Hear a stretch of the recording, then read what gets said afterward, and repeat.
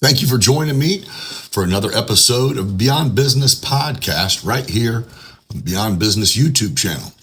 This episode is brought to you by Aerial Elite Solutions. When it comes to drone technology, nobody does it better. From solar inspection to construction monitoring to live event coverage and real estate showcasing, AES brings the sky to your side with unmatched quality, precision, and speed. Reach out to flyaes.com to elevate your business today. Midwest Lightning Rods. For over 9 decades, they've been protecting homes, farms, and businesses from one of nature's most destructive forces.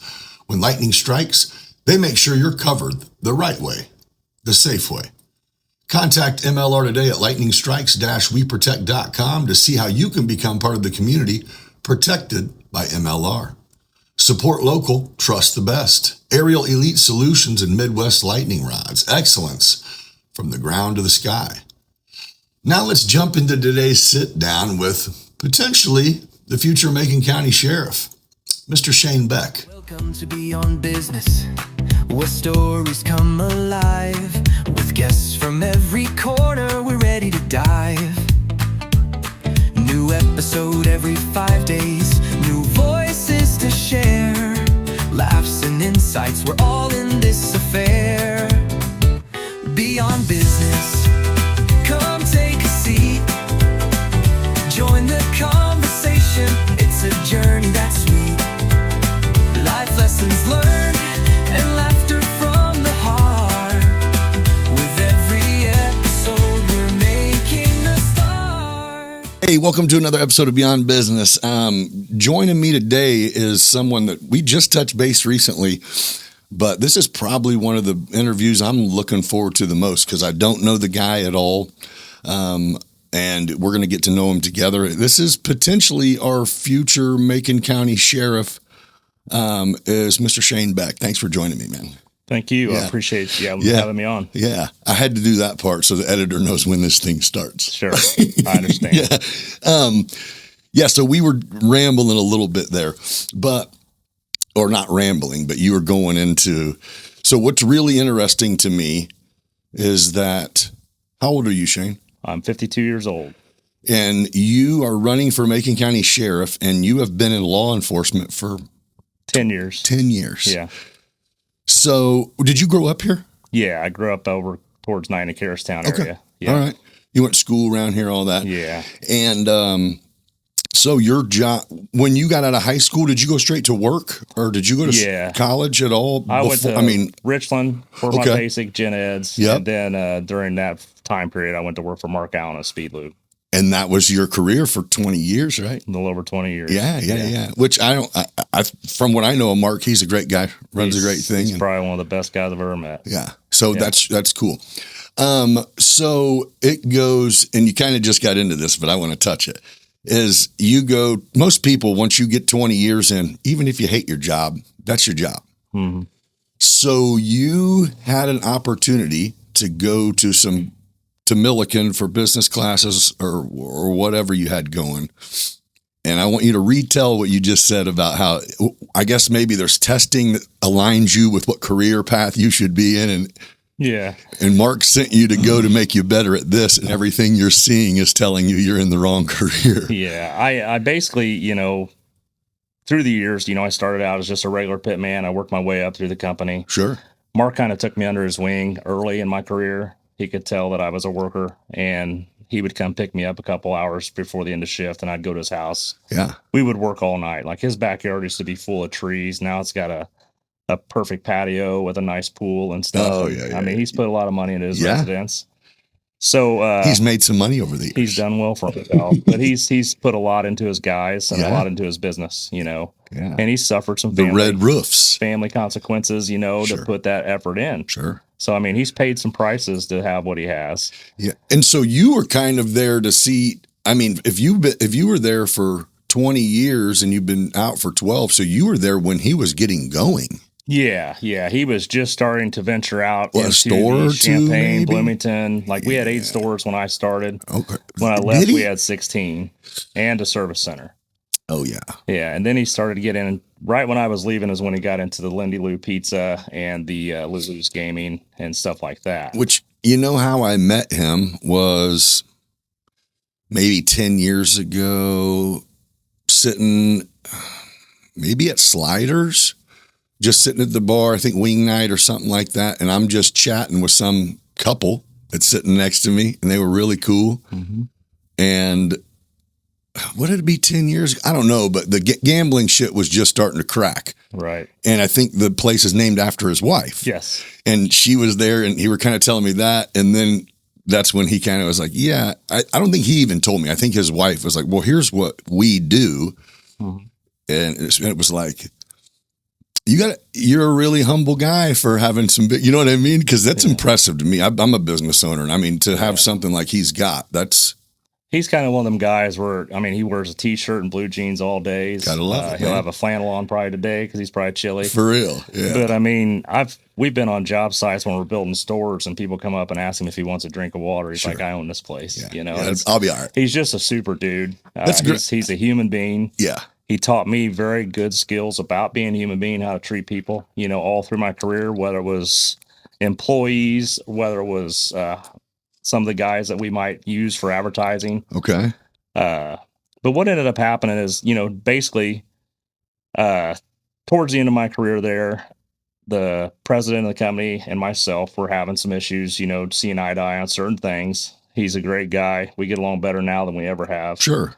But Mark put us through some counseling, you know, and to make you guys to try to make us mesh. And you guys are going to couples therapy. Yeah, pretty much. And that's a good idea, actually. And we were, you know, I mean, he was leaving him and I in charge of his $12+ million operation while he's out doing, you know, real estate transactions. He's wanting to get involved in Maui, and he had bought a home out in Colorado, and he was wanting to do higher risk flips. Right. You know, and he had two people that were perfully capable if they could figure out how to be capable. Yeah. Right? Carl had grown up in his neighborhood. He'd known him his whole life, so he trusted Carl. Sure. Myself, I basically started with him at 18 and learned every single thing I could about the company.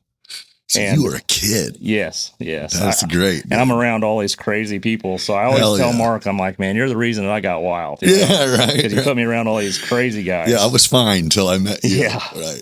But part of our training or part of our therapy sessions or group couple sessions, basically. That's great, though. We went to the Finn group up in Forsyth. And we would take psychological test after test after test. And it'd just be all the fill in the circle test. And every time we would get results, they'd say, well, your perfect field would be military sergeant, or you would be a law enforcement agent. And I was like, you know, I've always wanted to be a cop, but I'm like, had you? Oh yeah. I mean, but you're like, I'm not. So. Right. I always grew up respecting fire, law enforcement, you know, first responders. But with the opportunity that I had with Mark, you know, I was making $60,000, $70,000 by the time I was 20 years old. And back then, that was some big money. Hell yeah. And my dad retired from Caterpillar, and I don't think he made over that before his retirement. You were making money. Yes. Yeah. So, and I wasn't hurting for anything. You know, I had a company car, I had a gas card, a phone, trips to Maui. Hell yeah. The guy was taking care of his guys. That would be hard to. It was even if you and Carl needed to break up, that'd be hard to do. The hardest thing I ever did, but like I say, after learning that, you know, I started thinking even more about, you know, one of the main things that I was having an issue with is we were going through a recession type period. You know, oil was very volatile because of overseas things that were going on, trading, and we had a few conflicts going on overseas. So time frame me here. It would have been 2012, 13-ish. Okay. Yep. And, you know, basically we would get an email from Pennzoil saying, you know, oil prices are going up, you know, so that directly inflected But trickle down is immediate. Yes. Yeah. Oh. It was, we would every 5 years, we'd go make just an agreement with Pennzoil to be heavily, you know, compensated to sponsor their product. Sure. So basically, you know, we knew we had to make adjustments immediately. So we didn't get behind the ball, you know, on our profitability. So we was constantly changing prices, which that also comes into effect where now you're not going to have the money there to pay the guys extra money and give raises. So now I got to deal with, you know, 70 to 100 employees now that aren't going to get a raise that they thought they would get. So now I got to keep these guys happy somehow. And you also don't agree with the fact that you can't give them a raise. You think it sucks, but but you also see how it works. And, I grew up through the ranks like they were. So, I mean, I've seen... The appreciation for another buck is huge. Yeah. And then, the one thing I will also say about Mark Allen is growing up, working for him, that guy drove the same car for years. I mean, he was not the guy that had the newest Mustang, the newest Corvette. And it's like he was very humble. And I mean, like I say, he was very concerned about making his business where he wanted it to be. And he did a very good job doing it. And he kept his good guys, and that's what I think strong about any business. I think that's keeping your good health. Yeah. And I think that's probably, your description of how he is and how he treats people that's exactly why he's successful. Yes. I believe that, if you can be an asshole, it's not going to go for long. No, your popularity will fade. Snap the whip. Sure. But that's different than treating people like shit. Exactly. And there's ways of doing things in a disciplinary nature where it doesn't have to be disrespectful. Right. I think there comes a point where I deal in you could kick that dog if he's a good dog. But I think I work in the trades. I pull people off electrical union benches a lot, and I think. I don't know if it's just, I would say it's just being fucking grown as you go, I know if I messed up, you know what I mean? And I know if I have it coming and I can accept it as long as you deliver it properly. Sure. So. I think a lot of it is consistency and you got to treat everybody the same. Yeah. You have to. For sure. You got policies and procedures for a reason and basically let people hang themselves. Yes. But you have to be consistent in how you administer that discipline, and there's nothing wrong with saying, listen, you're a great employee. I don't want this to continue. I know you don't want to be in this room any more than I want you to be in this room. Right. But, this is what we need to move forward. This is what it's going to take to keep you clean and keep you employed here. Right. So basically it takes the burden off of your shoulders as a boss. If it continues, well, you're going, hey, where you I'm just following the thing that we all see. Exactly. Yeah. You just got to be 100% honest with the person, and you got to be human. Yeah. Well, so, and I didn't even want to have to chat about your previous job so much, but I think the important thing is that was awesome that you got to go to the PACE program when it kicked off, got a college education, which if you used it and needed it, that's great. I don't know if I'm an advocate for, I don't know how I feel about college, but if you need it, then that was perfect, right? Your situation the trades was perfect. Have stepped up huge compared to back when I was younger. Right. Well, but I think what you learned and most people, again, just say I'm stuck, even if I kind of don't like the person I'm working with. I've been here 20 years, but you learned how to work with, manage people. And motivate. It's very hard. It's difficult. Different personality, especially when you don't, not 5, not 10, but up to 100. 100. That's a lot of. And one thing that he did teach me, which, I learned basic skill sets of it at Milliken, but he taught me how to monitor the environment of the workplace, and one thing he always would tell me, I was the HR guy. I was the guy that took care of all customer complaints and concerns. I would go to court for us. Yeah. Took care of all of our advertising. Yeah. I had a lot of line items on the balance sheet that I took care of myself. Oh, you were doing the stuff that no one thinks about. Right. And Mark would sit down with us monthly and we would go over the P&L statement and we would be like, I was responsible for my areas. Right. And I would have to have an understanding and I would have to explain why it was up or down. If it was down or up, whichever negative it would be at that time is, what am I going to do to make it right? What changes need to happen? He needed to know that I already had it on my radar and that I was going to make some changes. That's awesome. And, but to the other aspect, it's like, he would be like, if you see something that's not right with an employee, that's something that's out of character, he would be like, let's take that guy to lunch, take the company credit card, take that guy to breakfast or take him to lunch. Let's get in his head and let's see what's going on with him. Is it a home issue? Do they have a child issue? Is he getting dependent on drugs? What's going on in this guy's life? Life could be happening. Things to be different. And if it's something we can fix, he was the guy that would be like, call me any time of the day. And he was in Maui a lot. Yeah. Because that's where most of his ventures were. Sure. He's like, I don't care what time of day it is. If it's something we can fix and get behind, me and you and Carl, let's get it together and let's get this guy straightened up to where we can keep this employee because he knows the value of keeping those trained guys. Did you know then when he was doing this and you were kind of learning from him that is not normal at all? I mean, it's great. That's an awesome quality. Yeah. You know what I mean? But I kind of compassion is not normal. I looked at Mark as a true friend, an employer, and like a second father. Right. I knew his entire family. Right. I knew most of his friend group. So you were just like, what a hell of an example. Let's go. Yeah. And there are times that things, even still today, that trigger, like when I worked with guys, at our department now. Yeah. I still have things that he's influenced in me still come out. Absolutely. And the way that I make connections with people in the community today, it's just because of how he is. Like, I remember a crazy time, I was washing my truck and my boat, and I tell people that I trained, I tell them things about this because law enforcement officers have a lot of power. Yeah. But they also have a lot of discretion. Sure. And we set a lot of examples. Some of what we do is going to form and maybe this a person's opinion of law enforcement for the rest of their life. Right. So one day, it was a Saturday, I had I started making over $120,000 a year. Got nice shit now. Got a nice boat, nice truck. Hell yeah. Everybody's getting ready to go party on the lake on a Saturday afternoon, and we're open on Saturdays till 4. And I'm out here shining my boat up. The guys are still working across the street in the shop like I used to do. Yeah. And I'm shining this boat up. Well, here comes Mark pulling up in his old Tahoe, getting ready to go make a money. 93. Go make a money run. Right. And he's like, "Hey, you got a minute?" And I'm like, "Yeah." And we walk into the warehouse, close the door, and he's like, "Well, you're not in trouble." And he says, "I just want to bring something to your attention." And I was like, "Okay."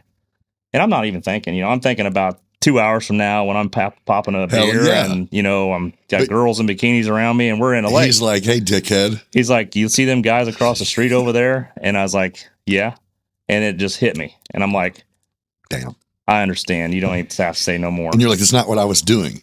I was just preparing for 4. Yeah. But it made me understand that my personal aspect in life, it still conveys to everybody. Yeah. And I guess growing up like that, working through every level, you don't realize when you hit the top sometimes. For sure. And it's like, because it's your normal. No. And I treat the guys like normal, like one of the things that I learned in school and that I learned that did well for me was I don't cut the guys that manage my shop's feet from out from under them.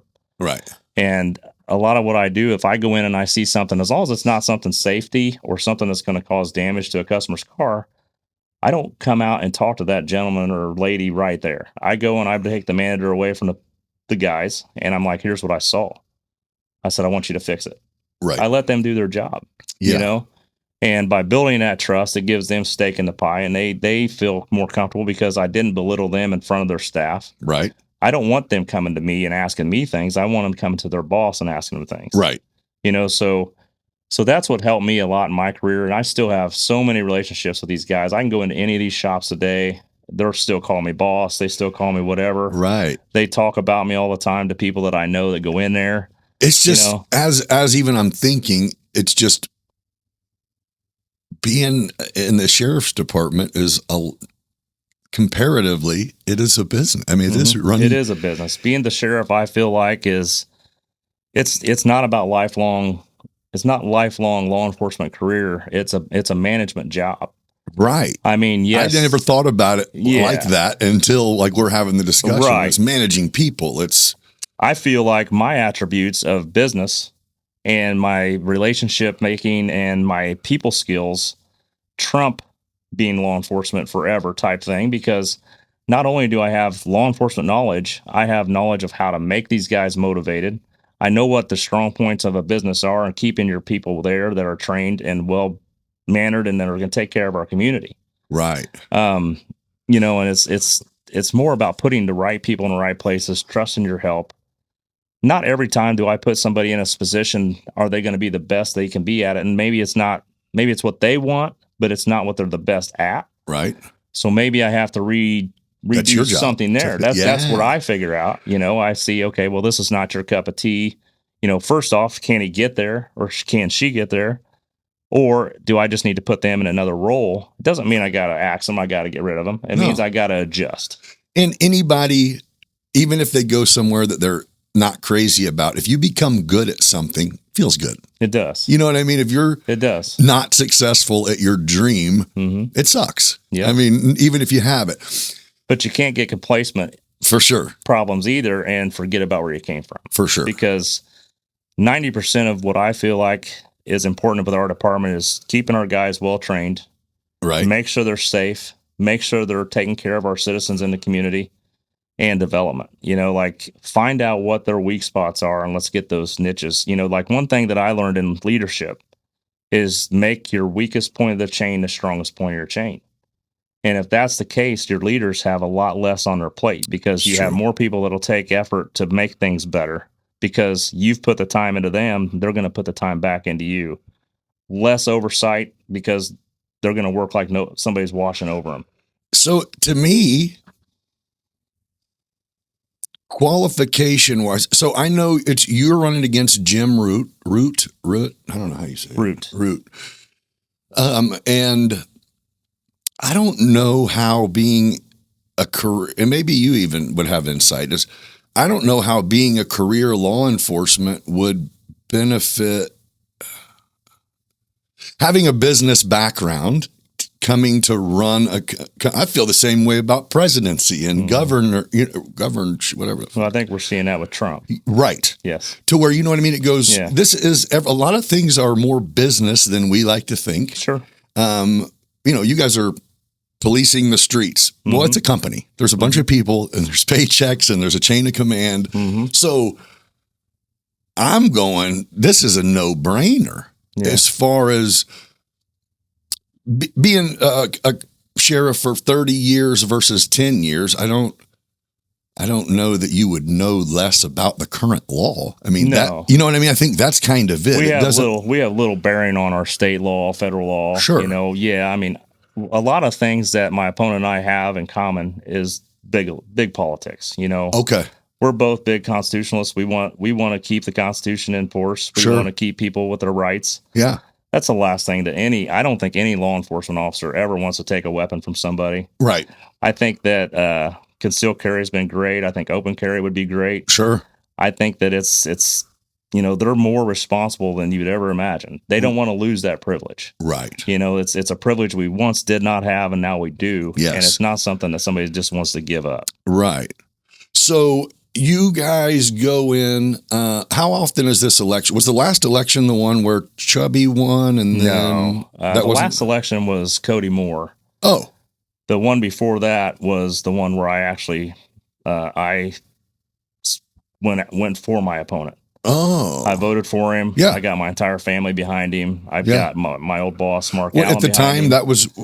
I basically relied on a lot of guys that worked there, you know, that had the knowledge. Yeah. And I took their advice, you know, and they were big proponents for my opponent, and they told me the right things.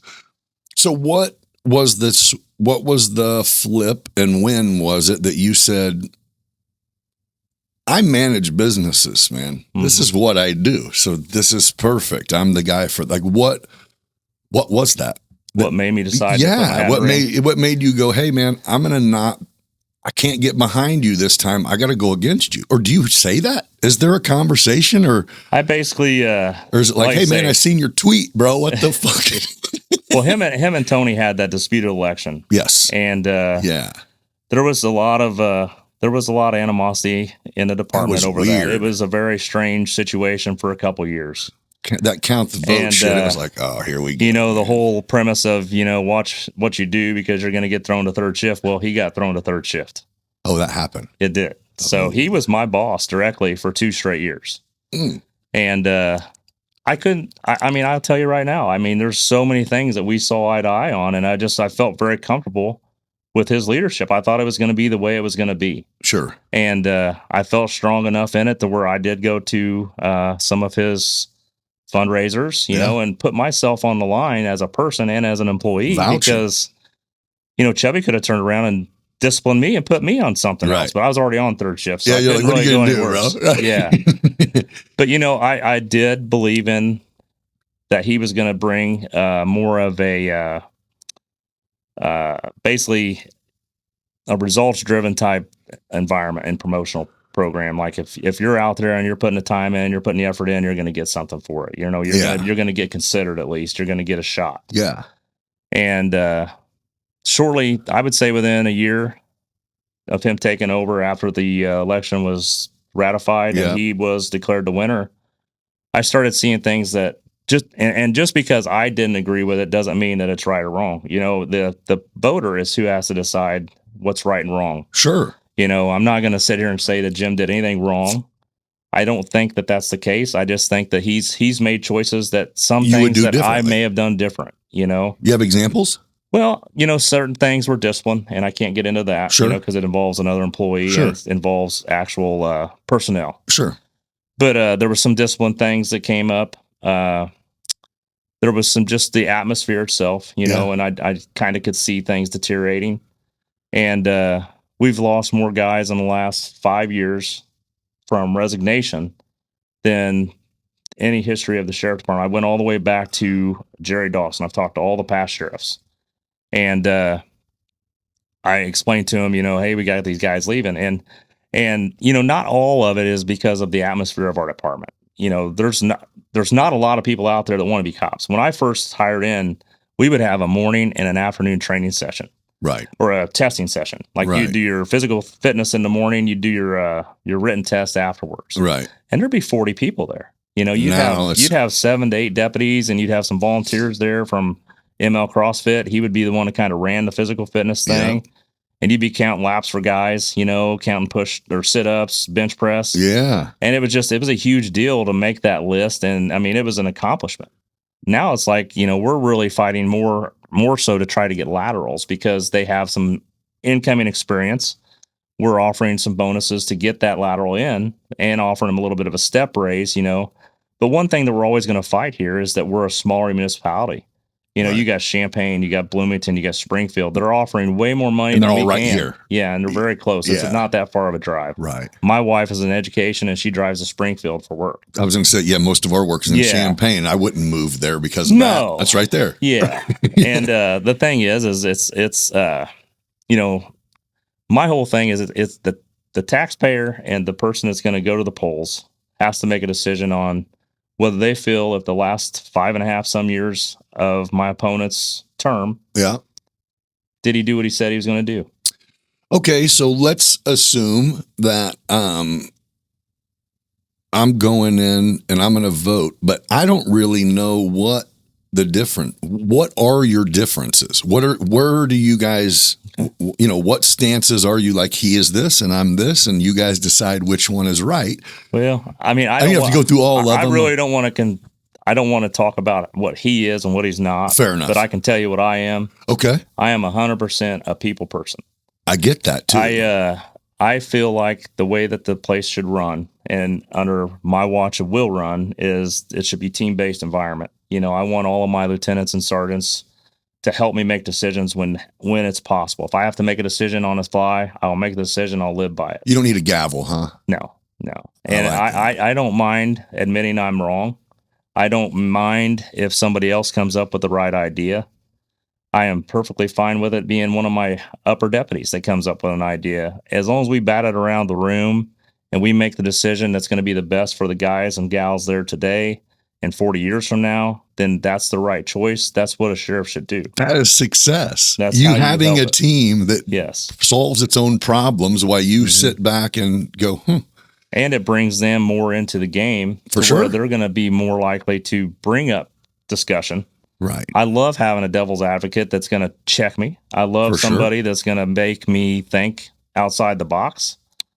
I've already told people in my neighborhood that live by me, my family, personal friends, and people that I know that will be in my leadership team, don't ever let me be a dick. I don't want to be the dick. I want to be the same person I am today, 10 years from now. Oh. I don't care if I'm on duty, off duty. If I've acted out of line, tell me. Jerk my chain. Check me out. I like that. I've seen it in many business. It's easy to do. It is easy. Again, you saw firsthand someone who could have bought everything that you saw with your own eyes, and he didn't do it. No. So is this? I don't know if this is kind of a weird way to put it, but as the head sheriff, right? It's almost like you can't be so cop.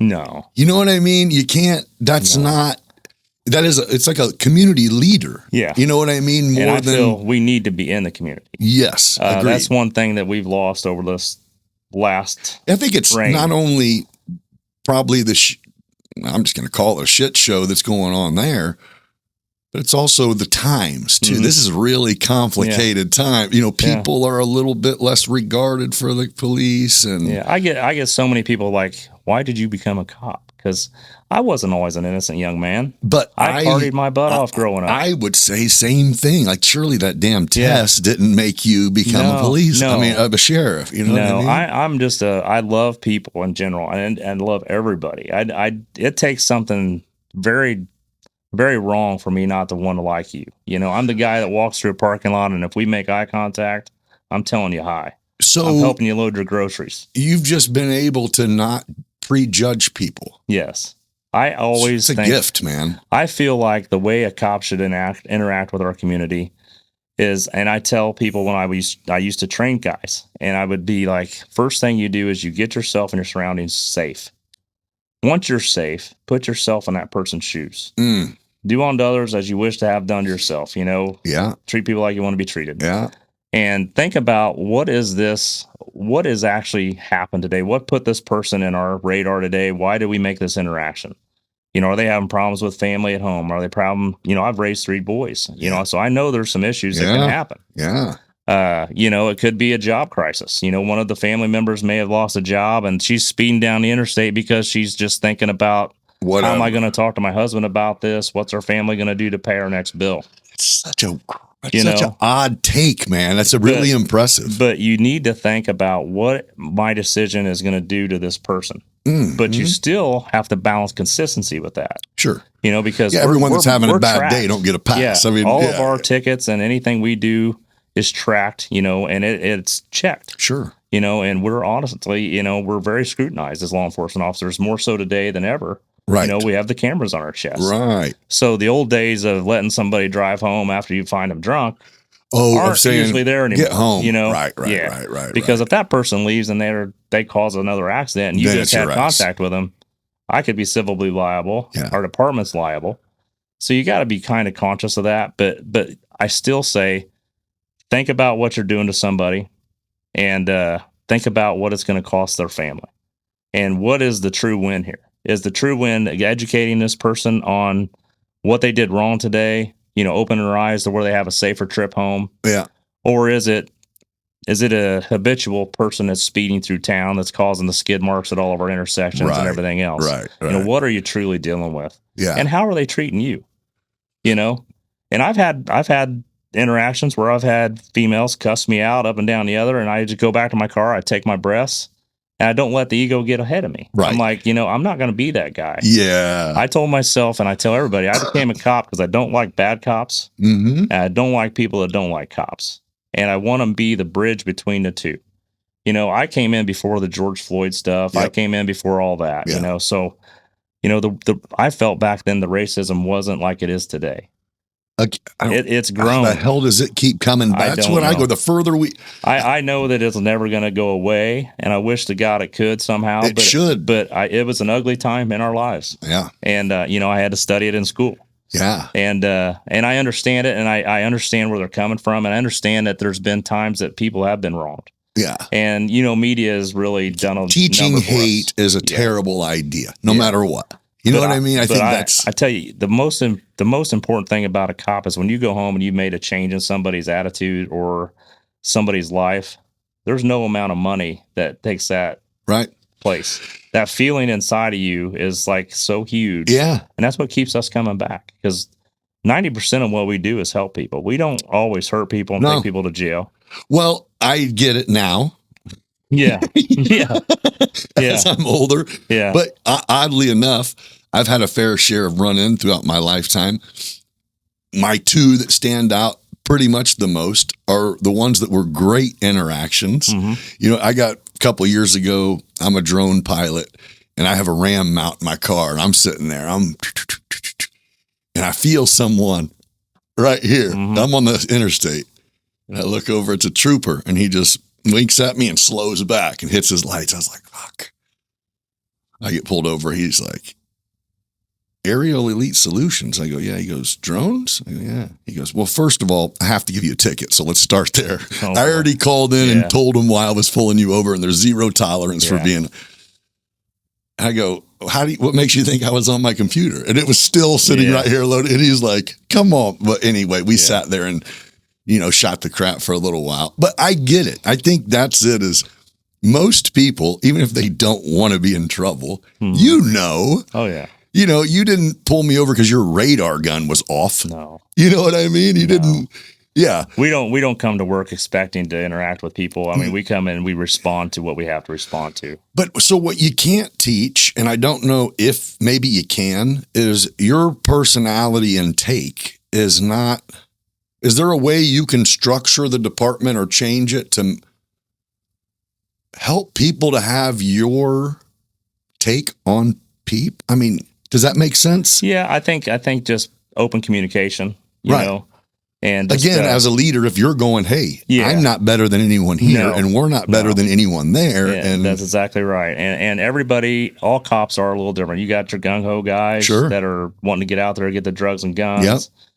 Everybody's got a niche. That's one thing that I've noticed with the department is everybody has a niche portion of the job. Like some people are really good with DUIs. Right. Some people are good at traffic enforcement. Some guys are good with the gang and the gun stuff, and just how they were brought up or how they were trained in the right process. Places. Yeah. So my aspect is, is putting the right guys in leadership roles and monitoring, they've only got to watch over 8 to 9 guys on their shift. Gotcha. So that brings it down to where I'm not monitoring 100 to 150 guys. I'm monitoring 10 5 to 6 sergeants, and maybe 4 lieutenants, and keep them, responsible for what they're doing. Yeah.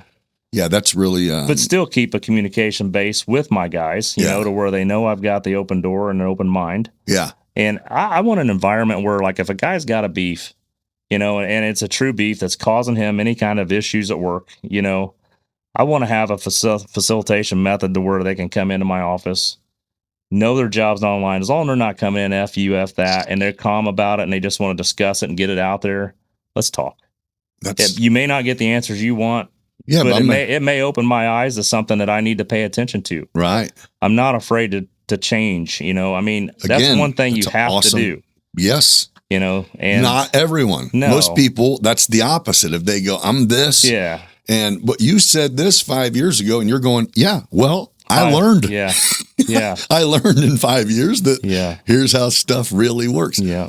Well, I asked if there was a way to, I guess, make your take and personality contagious, because I had a guy who I don't know how he's resigned. I don't know how he's not a police officer anymore, but he was a cop. I think he came from the military. He was military police. Then he came and was a Decatur cop. And he's like, in my mind, I was literally going to help the community. And he goes, shit, 72 hours in, I was like, fuck this. Everyone hates me. Yeah. I hate them. And it was like that. And the Napoleon complex, you know what I mean? To where he's like, oh, get that camera out of my face. Oh, it is like. I think a lot of it is you got to be able to put yourself in their shoes. You got to understand why like if you get the person that's yelling at you, what caused them to be this way, to be towards law enforcement, you know? And I don't judge a book by its cover all the time, right. Again, that's hard to do. It is, but it's one of the attributes that we need to have in law enforcement today to make the change that needs to be changed. Right. You're going, there's no way you hate me because you don't know me. Right. I'm going to be your first call if you need me. Right. But today you're mad because I caught you doing something wrong. Right. How you want to get through this? Yeah. Do you want to get through it pleasantly, or do you want to be like this the whole time? I'll fuck off. And I've taken a long time to write this ticket. And I've had times where, I'll still take them up a warning and be like, listen, this did not have to go this way. And I hope next time it doesn't. Oh yeah. It doesn't have to be that way. Right. I don't know if you saw that. There was something on Facebook a couple weeks ago, and I forget which location it was at, but it was It was an African female and a white cop, and basically he had pulled her over for a justified traffic stop. She was speeding, and she was having a hard time. Uh-huh. And this guy couldn't have done it any better. He was a great cop. Yeah. And he walked up there, and I mean, he's like, he ran her and everything else, and he asked her what her issues were, and she even explained that she's had bad interactions with cops in her past. And so he, that if you're not thinking of that, that brings that up front for you. Like, okay, so this person's got a traumatic experience before with law enforcement. So that justifies, where she's coming at a little bit, why she's a little hostile. Sure. So at the end of it, he writes her a warning and asks her, "Are you sure there's nothing else you need?" And she started talking about some personal issues that she was going through. He's like, "How about a hug?" And she got out of the car and hugged this cop. Just changed everything in her brain. It got so many views. That's great. And it just, the things that we need to do is we need to be compassionate to communities. Humanize. We need to be human beings, for sure. And these same people that I interact with, I'm going to see them at Walmart. I'm going to see them at the grocery stores other than Walmart. I'm going to see them at the restaurants. Exactly. I had a corporal in a jail, and he'd been there probably 26 plus years. Uh-huh. And he goes, "Hey, come here a minute." And I walked over there, and he's like, he said, "I've been here a long time." And he said, "You shake more hands of people you put in a jail cell than anybody I've ever seen." And I said, "Man," I said, I'm just giving them a charge." Right. I said, and that's how I usually calm most of the people down that I take in. It's like, this is just a charge. Your wife could come in tomorrow and drop her side of this charge. The defense attorney could win your case. Yeah, you're like, I don't know. Why should I make an enemy with somebody that I don't need to make an enemy with? Valid. There are certain crimes, yes, that there's just no reason to shake a hand because they've just beat a child or they, abused their wife or something. There's some crimes out there that you're not going to shake a hand. Right. But if you can still keep a relationship with that person that you're putting in a jail cell, why not do it? Yeah. Well, I have a buddy of mine that I grew up with, actually, Heath Haddock. He's been in the jail for 20 years. I think I just seen him with his 20 or 25 years. He's been there now as a CO. And that was the same things. Because that's what I go, "You like a dick down there?" And he goes, "If you're a dick, I'll remind you this is not the right place for you to be an asshole." No. He goes, "But same." He goes, "Dude, we shop at the same Walmart." Yeah.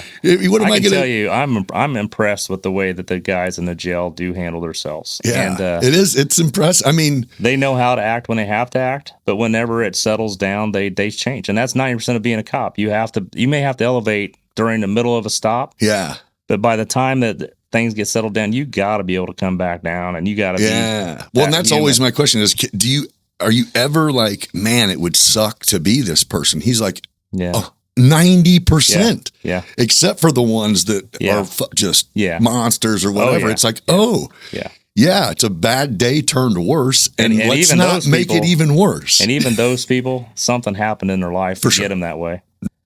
I didn't look at drugs the way that I look at drugs now because of my training. I did some work with, when Buffett opened the crossing, I worked at the CRC center there, which it's a recovery center. Okay. And, I started seeing the same faces. I started seeing familiar faces back to back. Family that I know, and that I know they love their people, they love their families, and their families love them, but that drugs got a hold of them. Yeah. They don't want to come off of it because of the downside of that effect of that drug is so bad. They don't want to be straight.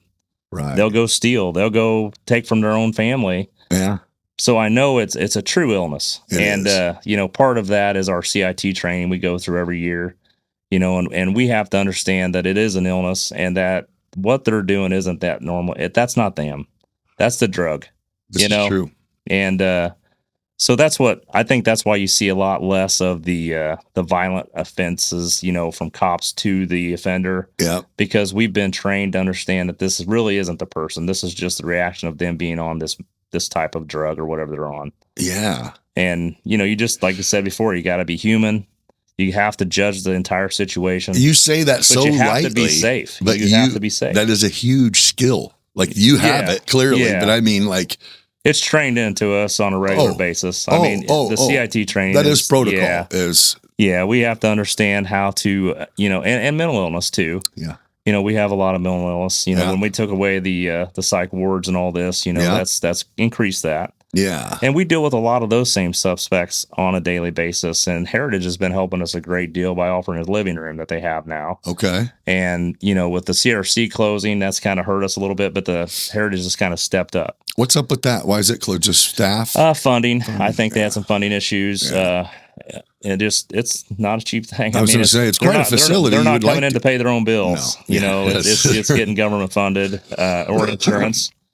It's a shame to see something like that go just because I don't really know, but it seemed like a good. Yeah. But with the Heritage, we've got the option, we don't always have to call an ambulance and send them to the ER and overbook an ER where they could be saving somebody's life that needs saved. Right. Not that these guys don't need help, but it's not it's life. Not that. It's not one of those life or death situations. It's a psychosis situation or a manic state. Yeah.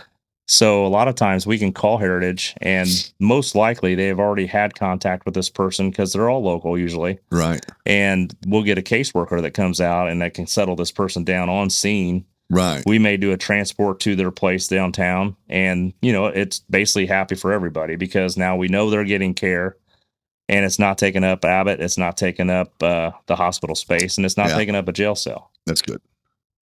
So when is this election? Early voting starts March 7th. Okay.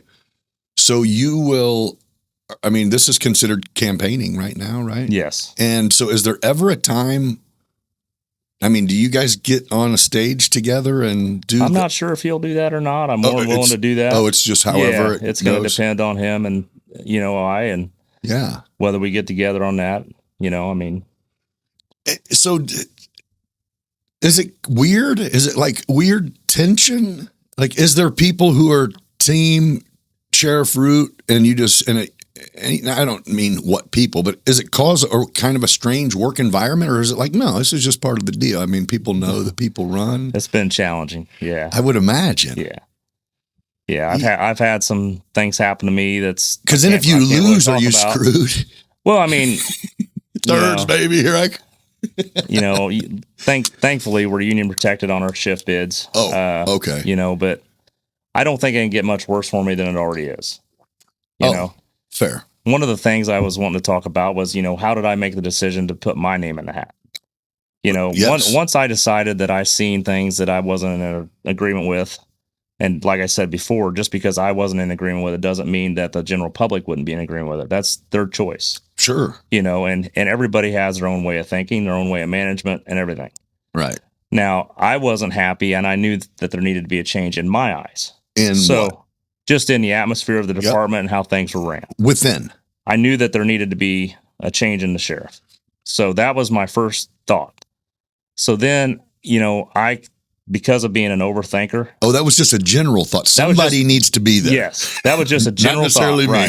Right. Yeah. At first, I didn't want it to be me. Right. Yeah. And I basically just knew that it was like that. I'm an overthinker, so I'm always kind of thinking outside the box. I'm always thinking of the other person.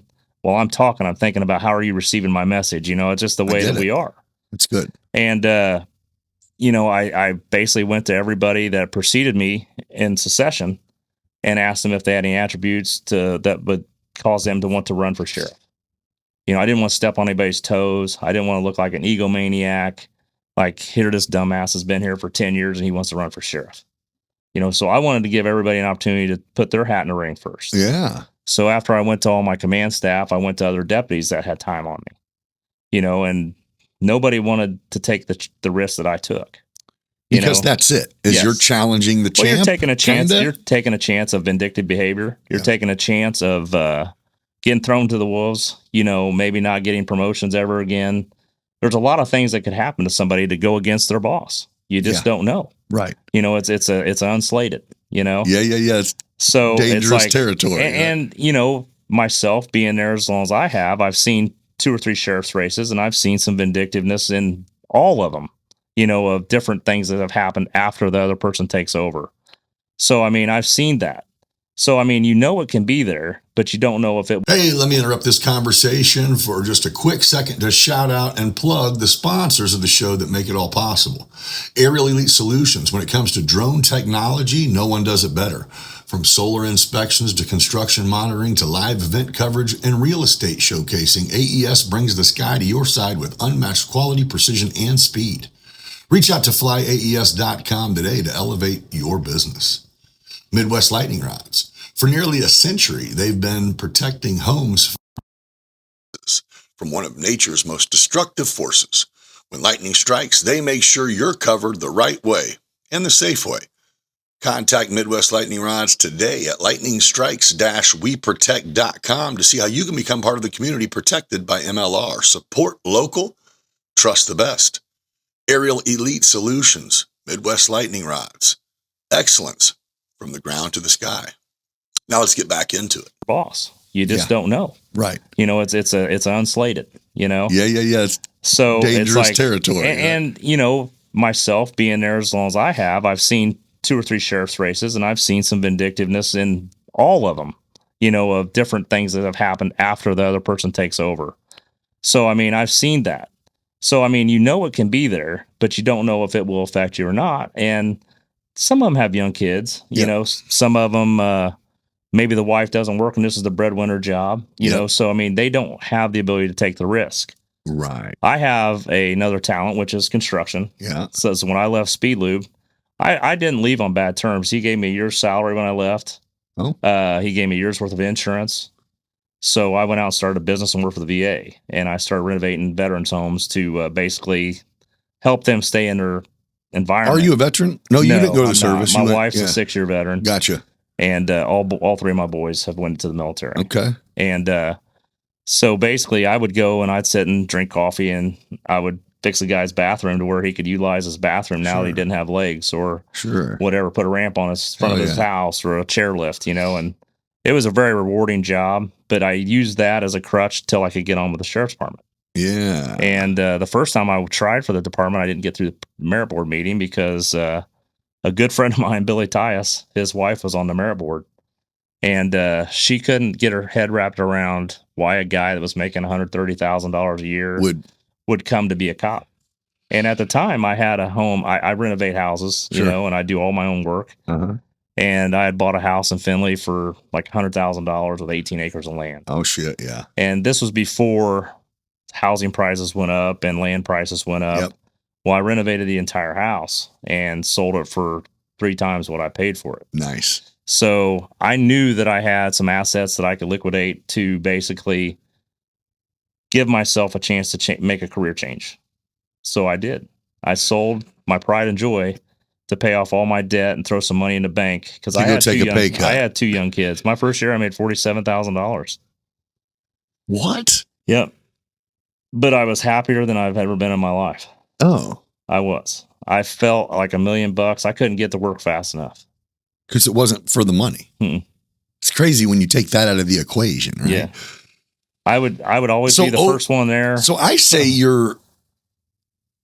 again, I think 10 years is long enough to know a career. You better damn well know what you're doing in 10 years.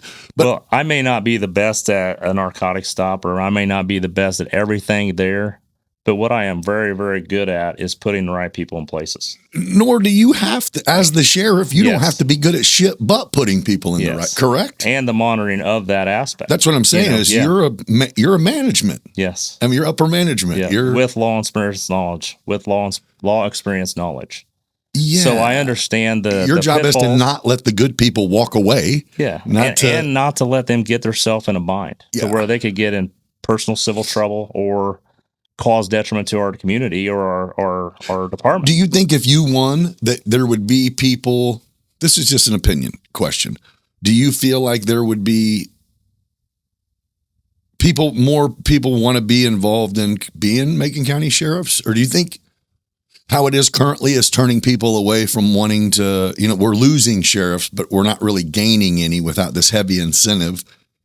So I guess that's it. Do you think that a turnoff now is kind of how things are and it would change? Or are you like, I really don't know if it's just, I would like to hope that my, what I bring to the table, my attributes, I think would make a more cohesive environment to where people would want to stay. And that's what it's all about, dude. I mean, obviously you aren't necessarily doing it for the check, but everybody else that comes to work does it because they need Thursday. They need that to come through in their account or whatever. So having a good work environment, no matter what business you're in. Oh yeah, It's just crazy how you're putting perspective and so much on how this is a business. So much. It doesn't cost us nothing to have a good work environment. You know what I mean? True. It really doesn't. That's And not it's the most rewarding thing in the world to It not is. hate your job. just to hear the good job, or to know that somebody above you, like in a leadership position, whether it be your sergeant, your lieutenant, it could be the chief deputy, could be the sheriff.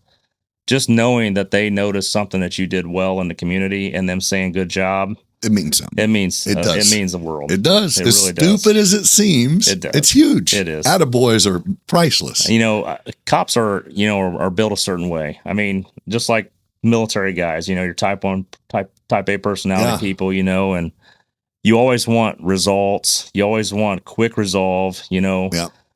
I was fortunate enough to have a life before I became a cop, and I had been in some troubles with some law enforcement before, like at bar fights and stuff. And some of the times, I remember an incident at Dooley's, Dooley's was the Dooley's, thing. yeah. I was, how everybody'd get in a fight out there and you'd watch it at the windows. Everybody'd line them windows up and watch somebody get their ass beat. Well, I remember one time everybody's at the windows and, I walk over there and I'm like, what the hell? What's going on? And it was one of my friends from Speed Lube wearing his glasses. And there was a guy holding his arms behind his back, another guy with knuckles on, punching him in his face with his glasses You're on. like, I got to help. I'm like, got to go, man. I ran out the door, took the first guy down, and took the second guy down. Next thing you know, I'm getting sprayed and I'm cuffed. I'm in the back of a city squad car. And I'm sitting there and I'm like, this is absolute bullshit. I'm like, why didn't I just piss a little longer? Yeah. But I to this day, I'd have done it again. Yeah. You can't just be whooping even on if my I partner. would have known a guy. Yeah, you can't. I'd have done it. Yeah. And so I remember the city. I don't remember the city cop's name because I couldn't see. And I just know I'm in the back of a squad car and shit coming out of every hole in your face. Yeah. And they were more doing crowd control for a while, trying to get statements and stuff like that. So they came up to me and they're like, okay, do you know what you're here for? And I said, yeah, I know what I'm in here for. And I said, but I'm going to tell you what I saw. And I said, I feel like if you seize camera footage, I don't think I'll be sitting here. So about 15, 20 minutes go by and they come out, they let me step out and they take me out of cuffs and there's not going to be any charges today. And I knew there wouldn't be because what they did was wrong. You just I don't know if we're going to go the long route or the short route. Exactly. Yeah. I didn't know if it's going to end up going and getting booked and going. Do I get to finish my beer or do I have to go to jail? Right. And then all I remember is going to Steak and Shake as usual afterwards. Yeah. All I could taste was pepper. Yeah. Oh yeah. And but like I say, it was one of them things where I've been involved in situations, even off duty, where I've seen things and I've had to act. You know. And it's one of them things that it's in you, Well, so again, there's such a huge benefit to you having life before law enforcement because I don't think it's intentional even, man. I mean, I know some young dudes. Matter of fact, there's 2 guys that worked for me for a little while that are now police officers, and I love them, but they're different. They changed.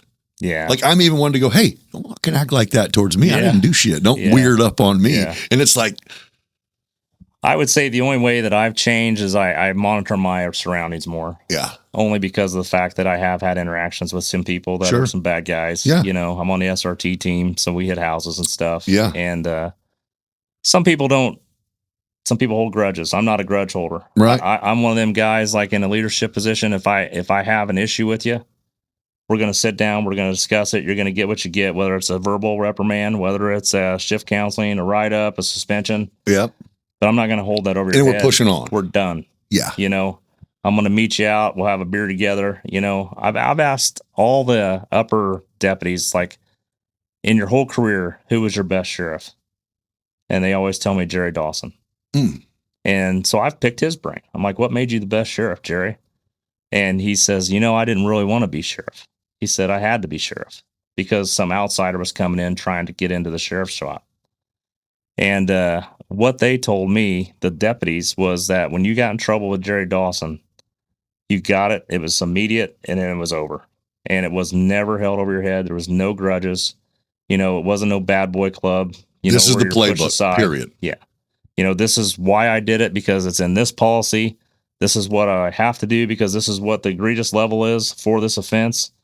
Here's where we go afterwards. And like I say, let them hang themselves. Yeah. Most cops aren't going to continue to make bad decisions unless they're having a situation in their life to where they're making bad judgments outside of work that are causing them to make the bad judgments at Right. work. I think that's the thing. You is know? a lot of people fail to realize that, again, even though you guys are authoritative figures, you're people. We are humans. Shit happens. Yeah. You know, you got kids and wife and bullshit in life, or not necessarily all the time, but it's possible. Things aren't always peaches and cream. No. Yeah, you guys don't get a pass on here's a great life since you're a cop. And we are held to a higher power because of being a cop, because we do know the law. So like we don't step out of line and not get in trouble. Right. And I do agree with that. You know, I feel like we should be a different type person. Right. Well, but if you catch in your position or the position you're going to have, even what are you? I'm a deputy.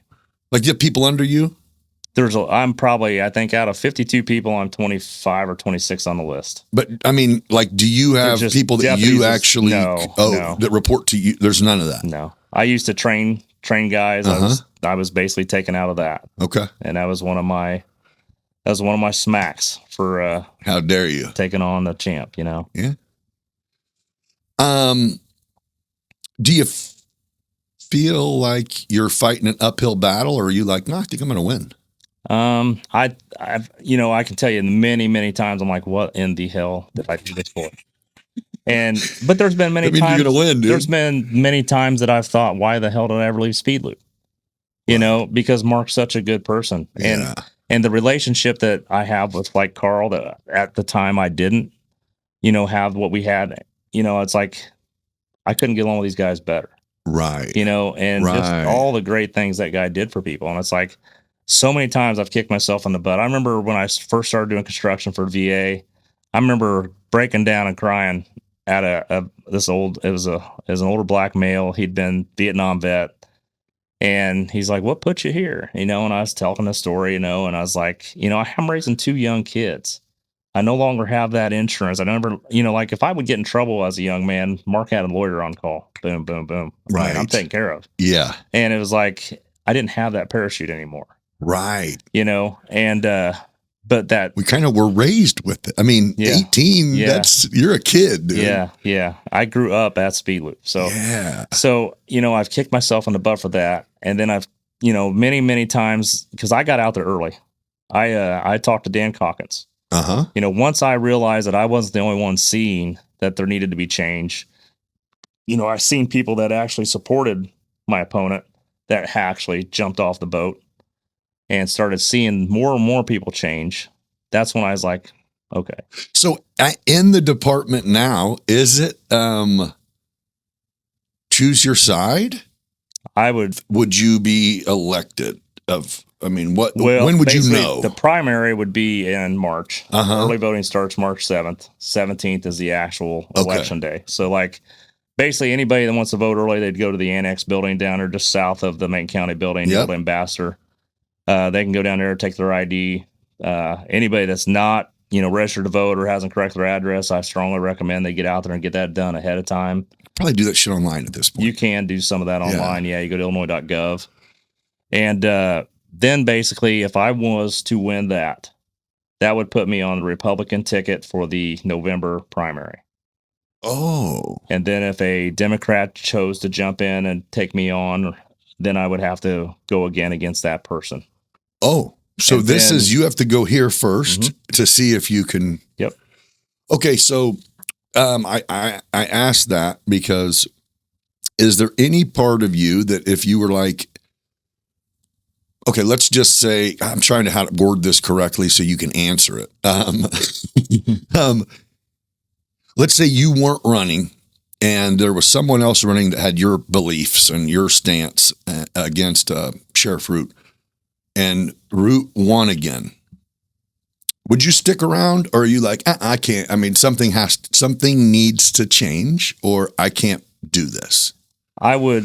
Is it that much change that you feel? I mean, is it that important that you feel like if something doesn't give somehow, then you might have to go change oil? I doubt that I'd go change oil. I'm joking. But the one problem that I have is that now that I've painted myself into a corner, yep, I'm not going to ever get promoted again. Right. Right. Just ain't going to happen. Right. I mean, this is your one shot, right? I've axed that whole. I mean, I've made the sergeant exam. I've been on the sergeant list. Anything I've ever been asked to do, I've completed it and I've accomplished it. No problem. Right. But I know that my future is either win or I'm going to have to suffer the rest of my career, because basically my initial goal was to work 20 years. Right. And retire. Halfway. Now my goal is to earn everybody's trust and get my first 4 years in and improve to them and get my second easier because I'll prove that I will be in the community. Right. I'm not going to work side jobs. I'm not going to be anything except for the sheriff for the community. I'm going to be at the Devon. So I'm not going to be there working. I'm going to be there shaking hands. I'm going to be there talking to people. I'm going to be there. Representative of the community. Yeah. For the community. I have no problem with somebody coming up and telling me what they need to tell me. Right. One other attribute that I will bring to the table that's not there now is if there's a significant event in our community, whether it affects our deputies, whether it affects certain families, I already told my wife, be prepared. I said, I'm going to have a jump bag and I'm going to work. I'm not going there to pull them off of it and take over. I'm going to go in there so they know that I have their back and I'm going to be their support. I want to let them know that basically I care about you. Right. And this department cares about you and so does your community. And I'm not waiting to hear from you. I'm here. Some of the things that we see, people shouldn't have to see. Oh, yeah. Military sees it. We have to see it. All first responders have to see it. Yeah. Ambulance drivers, firefighters. Some ill shit. There's some shit out there. Yeah. And you never know when it's going to come in and affect you. Right. Certain things have affected different people that I've worked with in different ways. Sometimes it might be because you know the person. Sometimes it might be you just seen them. Right. Or it might be you have a child that's at that age. Maybe you see a death at an accident scene and the body's mutilated or something. And it's like, you don't forget that. No, you see your child in the same manner. And it's like, oh shit, this is real. The only thing that's ever kept me from not sleeping at night is like a child issue. Yeah. There's innocence, man. I don't care about people yelling at me. Right. Everybody's like, aren't you scared to go up to a car and pull it over at night with a tinted windows? I'm like, I'm a man of God. And I kind of think the same thing though, bro. I believe that if it's my time, I'm gone. My time's there already. I can't change that date. Dude, I swear I was going to go there a little while ago to where I'm going. I mean, I've watched some of these videos of dudes getting whacked on the way up. To where it is like, I can't even see what is going on. All you can do is trust your training. Trust your training. Always be prepared. Right. I can't not pull you over because I'm scared. No. Oh, I can't go to the domestic because I'm scared he might be in a tree waiting on me. You need to look in the trees on their way up. He did that to you, ma'am? Yeah. I don't want no trouble. Yeah. But it's not funny, but it is just like. But like I say, like we got shot at, with the city a couple years ago in the summer, and I can count on one hand how many times somebody in the department's been shot at. Right. Okay. So it was a odd experience. Yeah. So we have a desk sergeant come out, and we're basically helping the city because this is when these pop-up parties first started happening. And they'll basically congregate in a parking lot. They'll cut off some main arteries. You'll see 150, 200 cars parked bumper to bumper, 300 some people. Just and they're loitering in somebody's parking lot. So we'll get the call. The city will get the call first and saying, hey, they want these people removed. They're not buying their product. They're out drinking their tequila, smoking their weed, whatever it is they're doing in the parking lot. And so we go to assist. That's part of our job is assist them if they need help, certain times. Like what we do a lot of times is like if they go and they start to disperse a crowd, we'll go to another gathering point and block the entries so they can't come and start their party. So this night here, we're at Jasper and Wood, and the gas station there it's packed. Yep. The city makes their 3 announcements. They do their spray. They're always asking wind direction. And when that happens, it's time for the spray to come out. So next thing you know, we think we hear fireworks and we got shots coming at us. And you can see the muzzle flash. There's some windows breaking on the building behind us. You could feel like the mortar of the bricks. And then when you watch your body cam video, you can hear the bullets whizzing past us. And it's like a unique sound. And I remember standing behind a city. Now, are you guys sergeant. vested up? We're vested up, yeah. Either way, you still got a head. But it's all of us. It's all of us. I truly, I don't feel like the guy wanted to hit us because there's such a huge crowd there. I don't think anybody could miss that many people. I was going to ask that. Was it more just like, yeah, yeah? But the effect of it, it's traumatic effect. Hell yeah. So we run to our squads. They run to their squads. We rifle up. We use buildings to try to get to his location. And he's gone, obviously, by the time we get there, find shell casings. Well, after the incident, we have to go in and we have to download body cams, because that's a pretty important event, Yeah. So you go in, you download evidence, and they reassemble. So they reassemble this time on Wood and 22nd. Same issue. So we call in as much reinforcements as we And you're can. talking pretty much the same group. Same group. They just Yep. roll down the road, and they're like, "What are you going to do?" Well, yeah, and in their aspect, they feel like, what else is there for us to do? That's what that's their entertainment. Sounds We used to good. cruise El Dorado, Right. and we would park in parking lots. Yeah. True. We wouldn't block a business's ability to make money, Right. or to where nobody could come through the lot, but we would sure. congregate in the lot. Sit on the hood. Yeah. Yeah. Yeah. Agreed. We did. Yeah. Everybody's trying to take up the prettiest girl home. Yeah. That's it, man. Yeah. So anyway, we reassemble and we call in all the state boys that we can. Yeah. So I remember we drive up there 3 wide, probably 9 cars deep, and I got a state trooper on both sides of my squad, and rifles on their chest. Oh, so you And guys I'm are like, ready to roll now. I'm like, this shit's real, and it's like, this is crazy. And however, we still do the same procedure. You got to give the 3 announcements, and you got to give them a chance to disassemble first. And that just And how are these announcements getting given? over By PA by the city. So they can hear it. Yes, Yeah, yes, yeah. they hear it. But It's not like there's a spokesman for this group. but they definitely test your patience. Oh, because they're like, let me first record everything in case you do something fucking. Exactly. Yeah. If one of your deputies decides to be like, you know what, fuck that. Yeah.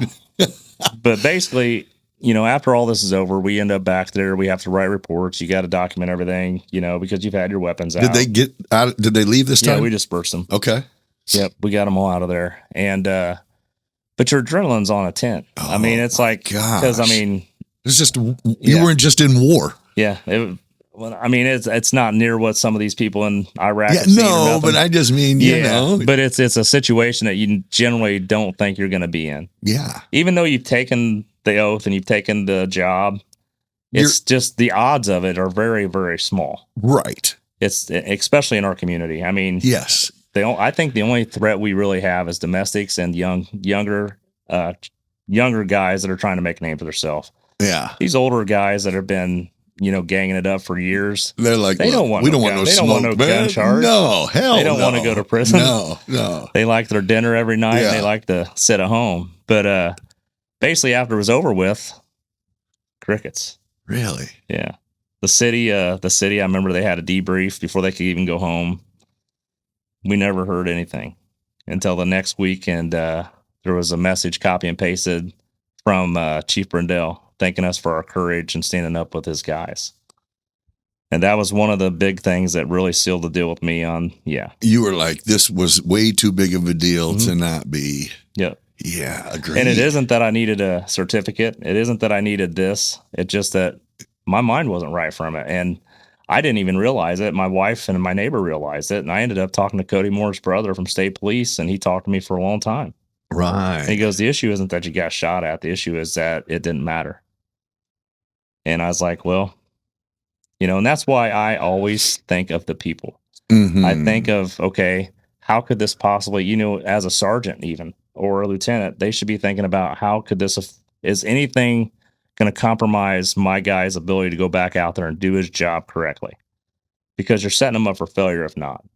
Dude, I'm saying you leaving a place where you just got shot at, and then it's like, oh shit, saddle up. We're rolling right now. Yeah. I mean, there had to be 50% of the people that were going, Yeah.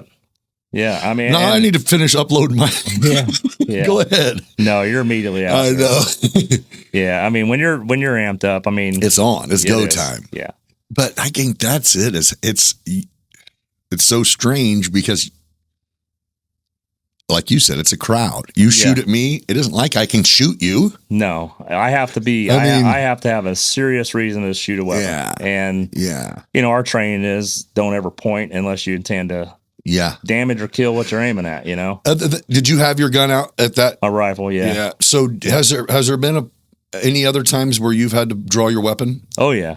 We've had some mental suspects that were suicidal and they had weapons. And, I can remember an incident where, we had a guy that was sitting in the middle of the street after running all tires off of his car from spike strips. And I can say there was probably 40 guns on him. And it's like, I'm like, man, if this dude points that thing the wrong way, this is going to look really bad. And then, with the problem we have with our inner city right now is like the crowds form so fast because everybody's so condensed. You could have 100-person crowd in no time. Right. And so now you got all these phones. You've got all these people screaming, F the police, F this, F that.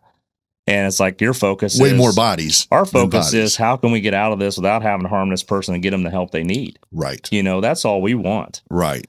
The gun is to save me and my brother and sister for going home. Right. And it's the last resort.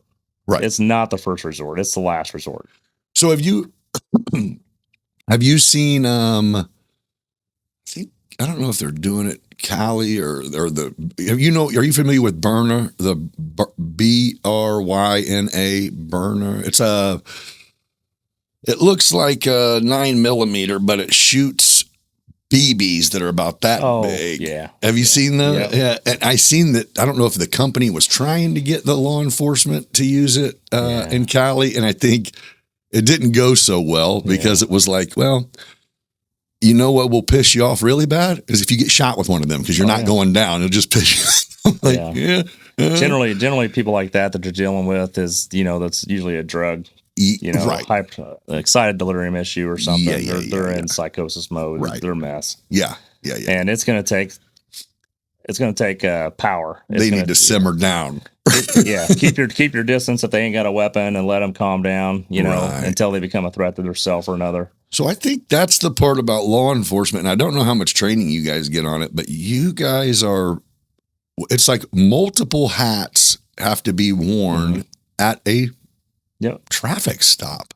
Yeah. Like, I mean, you kind of have pointed out if you like what's been going on in their life. It's like, well, that's therapy, first of all. Yeah. You know what I mean? Yeah. So I think whenever you go, let's lower the age of hiring. I don't know if lowering the age means lessen the qualifications, but at some point it goes, okay, just having bodies with badges and guns is not a solution. No. And I've heard many comments about, they see some of the new guys and they're very young. Yeah. Which that doesn't matter. I mean, we were all young. 90% of it is how were they raised as a child? Yep. I mean, one thing I noticed in training new guys was not only are you training them to be a cop, you're training them to be a man. Fair. How to look people in the eye, speak to them. Yeah. Not be somebody or not, because a career criminal is going to pick you apart. Right. Just be yourself. Be human. Yeah. I'm not going to baby coat something. If I know I'm going to arrest you, I'm going to tell you I'm going to arrest you. Right. I'm not going to play no game with you. Right. Right. And they're always asking, like, am I going to jail? Am I going to jail? I'm like, just let me figure out what's going on. Right. If the answer is yes right now, you'll know. Yeah. Cuffs go on just like they come off. You know, if I need to put you in cuffs for a time period to get things safe so I can evaluate the situation, that's what's going to happen. Right. And sometimes they'll get a little flustered or something. And I'm like, listen, you're not under arrest, you're being detained, and it's like, I'll work with you. You work with me, I'll work with you. I need to hear both sides of the story. There's always two sides and neither one of them are always right. It's usually a mix of the both. So you got to be able to analyze, Oh, yeah, because you're getting fed complete bullshit every time because they just don't want to go to jail. And sometimes the victim or the suspect. Right. And it's like, so you got to keep yourself from swaying yourself one way or another. Just be open. Yeah, one of the things I would train my guys on the way to a call, it's like, okay, you see the call. I said, usually the first person that calls, I said, they're the most amped up. Right. They're the ones that are really pissed. So it's like, let's play devil's advocate. What if this happened? So I always try to get them to open their mind before we get there to think about, okay, don't just go with what the dispatcher told you. Go with what you see, get your statements, look at bodily, body indicators, like is there any kind of injuries? Right. Look at the atmosphere that they're in, is there stuff thrown all over the house, Right. You're not always Did you just think you were going to get him in jail because you called? Yeah. You have to be open-minded until the end. Right. Because it's a game. Yeah. It's all about getting safe and then evaluating your situation. Oh, that would not, I don't envy it, dude. No, it gets old sometimes, and especially if it's the same people over and over. Which I'm sure and it is. The city, I can tell you, people. Hey, Bob, again? Yeah, being in law enforcement, you hear bitches a lot. And it's like, man, the city never came there. I'm like, man, I'm going to tell you right now. I said, when I go on duty, the city's list of calls is lit up. And they rate them from priority 1s to priority 4s, and it's like they have to take their first priority calls first because that is an instant, immediate threat of danger, and then it goes to number 2. It's your 13th time this month. We'll get to you, bro. Yeah. So it's like they got to go in priority succession. Yeah. So there's certain calls that might be a priority 4 that might not get answered until the next day, or it gets teleserved by a command officer that's in the department. So does anyone... What is the difference? Like, does everything go to the police and then you guys get called? Or how does that work? It's jurisdiction, and basically anything annexed by the city is covered by the city. And then anything outside the city that's still county property is what we patrol. Oh, okay. We're allowed to patrol in the city, but, our job is generally to... Like the smaller towns, you mean? Yeah. And we do have like Maroas on duty. We have, not always, there's weekends that they won't have coverage. You'll got Blue Mound the same way. Warrensburg's the same way. Where are you at currently? Basically, like seniority dictates, like if you're going to be an all car, where you'll back up north and south. Okay. You'll be a north. Basically, we'll separate area quadrants. Gotcha. Yeah. Gotcha. Yeah, but like we do help the city. Like if they have a couple shootings or whatever, we'll help quarantine a scene. I guess that was my question. So do they reach out? I mean, do they go, hey, we need some... Dispatch will come over the air and they'll be like, any available units, please. Yeah. Okay. Yeah. And we try to leave one person available just for any kind of emergency scenes on our side. Right. Yeah. It's not an enviable position, man. It's just a lot of, it's a lifestyle, and it's pretty easy to know whether it's something that you're good at or not so much good at, but it's something you can deal with or not. Well, when you came in, even thinking about it after we had talked, I'm going, how much difference can a person make? And then the more I thought about it, it was almost like, well, you have the potential of completely changing the dynamic of how things are. Yeah. You or anyone, whoever gets elected, good or however it can go. The dynamic can change so drastically that the last thing you want is law enforcement to not want to be law enforcement in the area that they're law enforcement. And unfortunately, our state is a very liberal state. Yeah. And the laws aren't very keen to our needs. Right. Or the citizens' needs. So, but do you get that? Chicago requires its own set of rules. Right. It really does. But then they trickle down to us. For sure. And it's a different environment here. Completely. So I think that is the hair to where it goes, well, you go up there and you've been there. Mm-hmm. It does. Some of it makes sense. Yeah. It has to be a certain way because there's too many people. Yeah. Yeah. However, downstate, which I believe is from Rockford. Yeah. I-80 down. Yeah. But so I think it's kind of just hairy. So what is your take on, is whenever they legalized pot, was that a couple years ago now? Mm-hmm. Was that a big deal? Was that a big, hey guys, I guess we're not putting people in jail for weed anymore. This is crazy. Right. I would say, was it a training for it? Oh yeah. Yeah. I'm what they call a DRE. It's a drug recognition expert. Uh-huh. So, and I also am a phlebotomist. So basically, with the marijuana, we have a couple hour window of time of contact to draw blood because marijuana is a short-lived active substance in your bloodstream. Oh, and you can test for like amount of nanograms of. Oh, yeah, no right shit. now by law, 5 nanograms or more in your blood or other biosubstance, whole blood or other biosubstance is considered impaired. Oh, so if you pull someone over right now and you smell they just smoked a blunt, you can. Yeah. Me, because of the fact that I can look at eyes and I can look at mannerisms, and based on my expert training, I can see things that some cops might not. Sure. I could pull somebody out and say, hey, I think you're impaired by cannabis. And there is a cannabis DUI. If I pull them out for a cannabis DUI, they either have to test or they can lose their license for a year. Oh, it's like a blow. Like you can. This is the the field sobriety is field that sobriety. And then if I Yeah. see indicators on the field sobriety that lead me down that rabbit hole to think that, yeah, I'm definitely right, I'm going to ask for blood and urine. If they refuse blood and urine, they lose their license for a year. Oh, yeah. Now, it doesn't mean it's going to end up getting convicted. You know, it could get dropped in court. It's gonna be a shitty day though. But the question is, did I save somebody's life? Right. You know, and Right. I don't take it lightly. I don't push DUIs. I'm not going to push one on somebody when I don't think it's there. Right. Because I am ultimately the person that's going to testify against that person at a later date. Yeah. And it's my credibility that's at stake. You know, one thing I learned at PTI, and this is something that most cops do learn, is the one thing nobody can take from you is your integrity. But once you lose your integrity as a cop, you're worthless. True. Because they'll pull it against you every court case you're on. Yeah. You'll never testify again. Right. Yeah.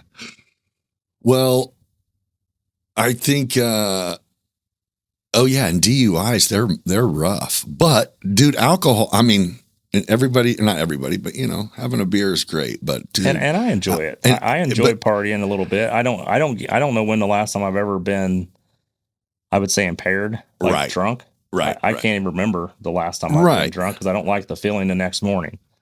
Well, and I think that's it. As it goes, I hate the idea of DUIs, but yeah, have a few too many drinks and see if you don't not remember what the hell happened last night. Like that could lead to I can think of many times growing up, like when I bowled on leagues and stuff. Like, how in the hell did I get home?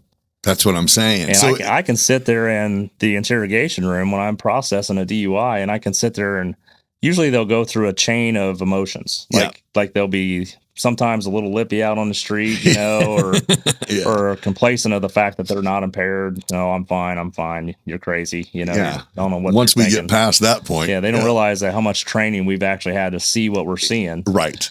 And you're acting worse now by explaining yourself. But once you get them to the jail and they realize, well, I'm not going to get out of this. Right. It's a different person you're dealing with. And then they could be crying. Yep. They could be thinking about, man, I just ruined this job, or I just ruined my kids are going to think stupid of me or something, you know, older children. Yeah.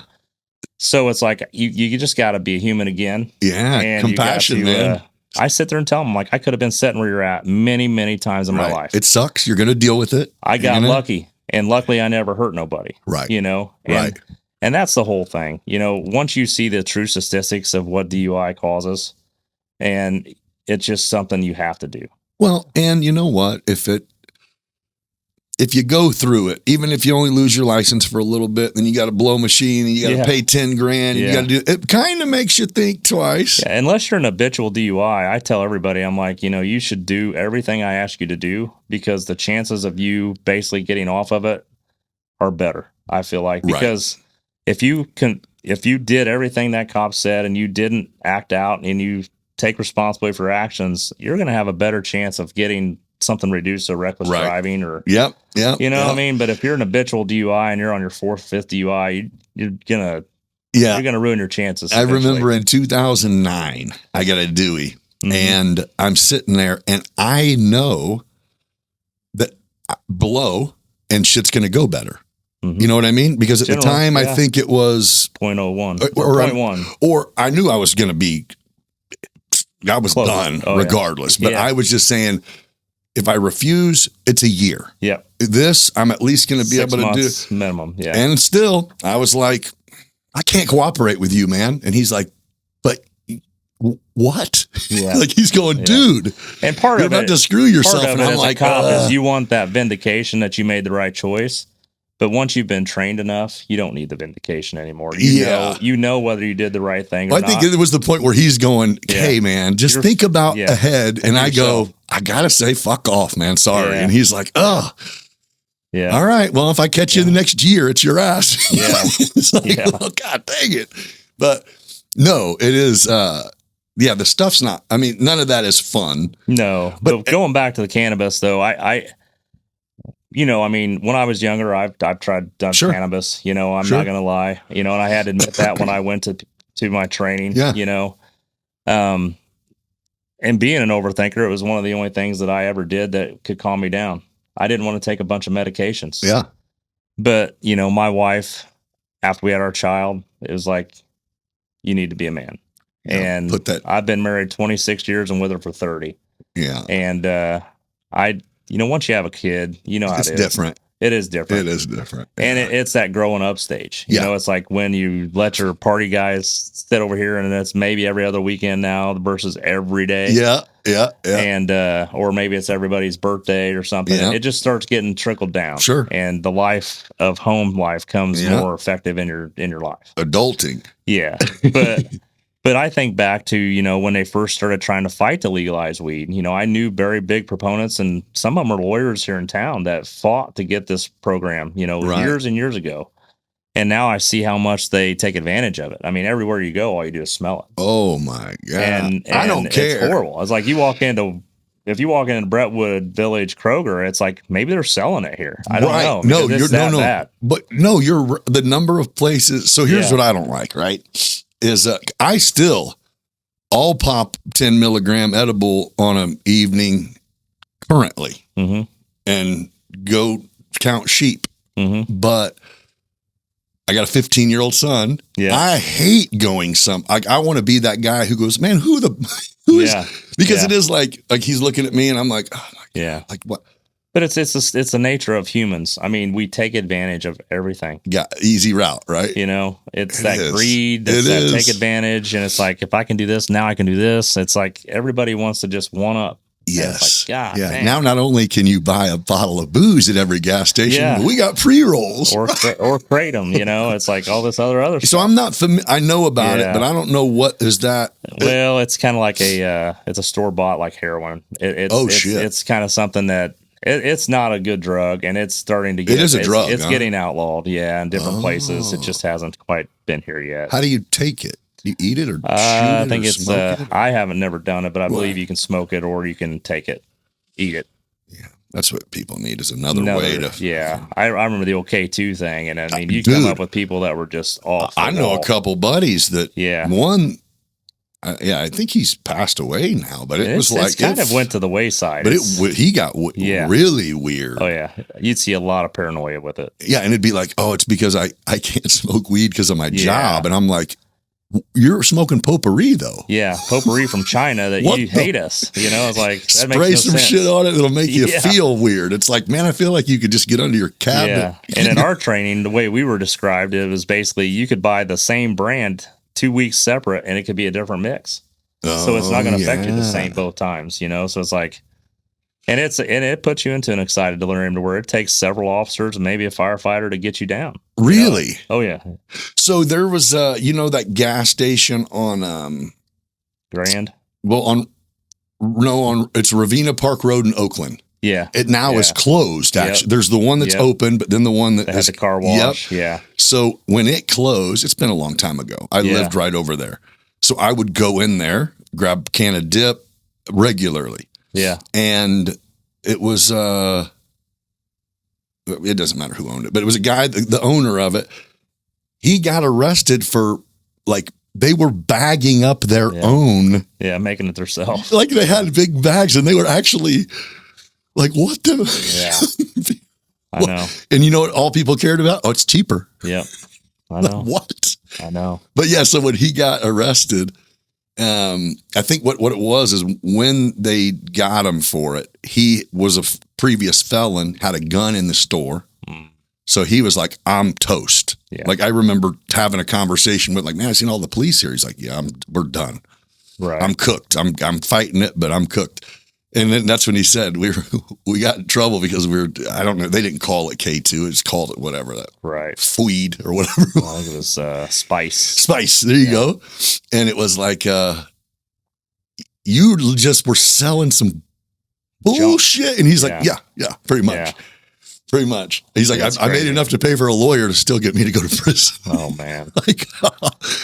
But either way, I mean, yeah.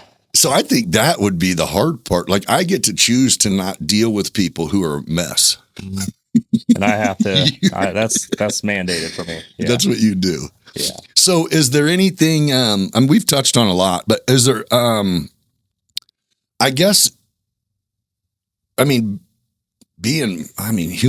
is kind of seems like your thing is going, whether it be at the workplace, whether it be in the community, whether it is humanize police officers or treat people like you want to be treated. Yeah. It's a valuable message. But the thing is again, it isn't like you're 25 and people are going to go, well, we'll see if you do. You're like, no, you've already lived the life of doing this. Mm-hmm. Man, I feel like, and again, I don't know Root. All I know is Root is a super cop. Yeah, you know what I mean? He's done it his whole life. Or his the description you hear from other people. It's like he's all cop. And my problem with that is that's not a good thing. For the community, we don't look at it. Nobody wants that guy. I just mean nobody wants to deal with this guy knows the law, he's right, and you're wrong, and then it's black and white, by the book. That's not humanity. That's not normal. So whenever you even say, everybody has a situation. That's huge, man. Yeah. That's And I think his attributes towards the job obviously lean towards the rigid side and, the law and order. And I can't change the laws. I mean, I can help influence maybe a bill that maybe comes up that could change a law or make a law. Sure. By getting people behind me or something, but I can't change a law. I'm not going to change the books. Right. So I'm basically enforcing what's already there. I'm making sure my guys enforce what's there. And I agree with 100% being focused on that and disciplined with that aspect. However, like I say, bring in the aspect of human nature and what did they harm? Did they damage somebody's property? Did they do something to somebody's personal liberty? Civil liberties, and how serious of a crime have they committed? Things like that. I think that needs to play an effect in the final judgment day. Especially in a smaller community. And then you got the whole deal of are they even going to prosecute it? Our state's attorney may. When I first started, I would watch my cases all the way through to make sure, and see what the conviction, see if I got a conviction or not, see if I made any mistakes. Because if a cop makes a mistake, usually it'll do they come tell you about it, or is it like you'll get a no charge sheet? But not always is it because you made a mistake. It's because they made a plea deal, right? Right. But when you first become a cop, you're gung ho of like, okay, I the very first day that I had to search somebody's car, I felt so dirty. I was like, man, I'm a piece of shit. I am. What am I doing? Narcoing it up out here. Yeah. I mean, you watch TV growing up and it's like, you feel like this bad guy. And it's like, wait a minute. Right. And then it becomes normal. And for that to come normal, think I know about this spot. Yeah. Huh? Yeah. So it's kind of it's one of them things that you progressively learn and you get used to and you develop, skill sets. Now, if you search and don't find anything, that's when you probably feel like a dick. Sometimes. It's like, either they outsmarted me or there's nothing here. But I'll tell you a story I tell a lot of the rookies that I would train is like I was going westbound from Sliders going towards Decatur. And I had a brand new Hellcat coming at me. And he was running very, very fast. And I turned around, and I turned around at the Kroger's and I come back and I see him hit his brake lights. And he stops. And I'm like, holy shit, what is this guy thinking? Right. He could have just gone. Yeah. So this is before the state changed our ruling of basically, it used to be like when we smelled the odor of cannabis in a car, we had the car. We could search the car. That's probable cause or whatever. It gave us a reasonable assumption that there's possibly weed in the car or something. So they have since changed that because of the legalness, the being legal. You could be around somebody else that either has it on them or you might have just left a party where it was being smoked. Now your whole clothes smell like weed. That's not false. Nope. It happens. I mean, I could walk through Kroger and come out and smell like I just smoked dope. For real. So my wife would be like, what'd you do in there? Like, like, no, I didn't do that. I got some Doritos. Yeah. Right. Yeah. Come out with the munchies. Right. Yeah. Right. I forgot what I went in for. Yeah. But basically, this was at a time whenever we still had the ability to take the car if we, not take the car, but take and search the car if we felt that the odor of cannabis was there. Right. So I walk up this guy and I mean, he's the typical, basically what you'd see on TV as a drug dealer type person, He had gold teeth through his mouth. He had a tracksuit on. He had chain on, rings He's on his driving fingers. $80,000. Yeah, an $80,000 Hellcat. But the dude was so cordial to me and so nice. And I was like, man, he's either really fucking hiding something or he's legit. Right. So I told him, I said, man, I said, first off, you always introduce yourself, explain to him why you stopped him. And I said, dude, I said, I think you're going too fast. He goes, yeah, I just got this car. He said, I'm having fun with it. And I said, well, second thing, sir, I said, I smell the odor of cannabis coming from your car. And I said, I'm going to search the car. I said, am I going to find anything? He goes, dude, no, there's nothing in here. I said, okay. I said, so I'm going to have you step out, and I had a backup coming. And I told him, I said, dude, I said, we both know you didn't have to stop. Why'd you stop? And he goes, well, I'm the only thing I did wrong was the speed. And I said, I understand. I said, okay. I said, have you had any tickets lately? He's like, no. So I said, well, I'll check that out too.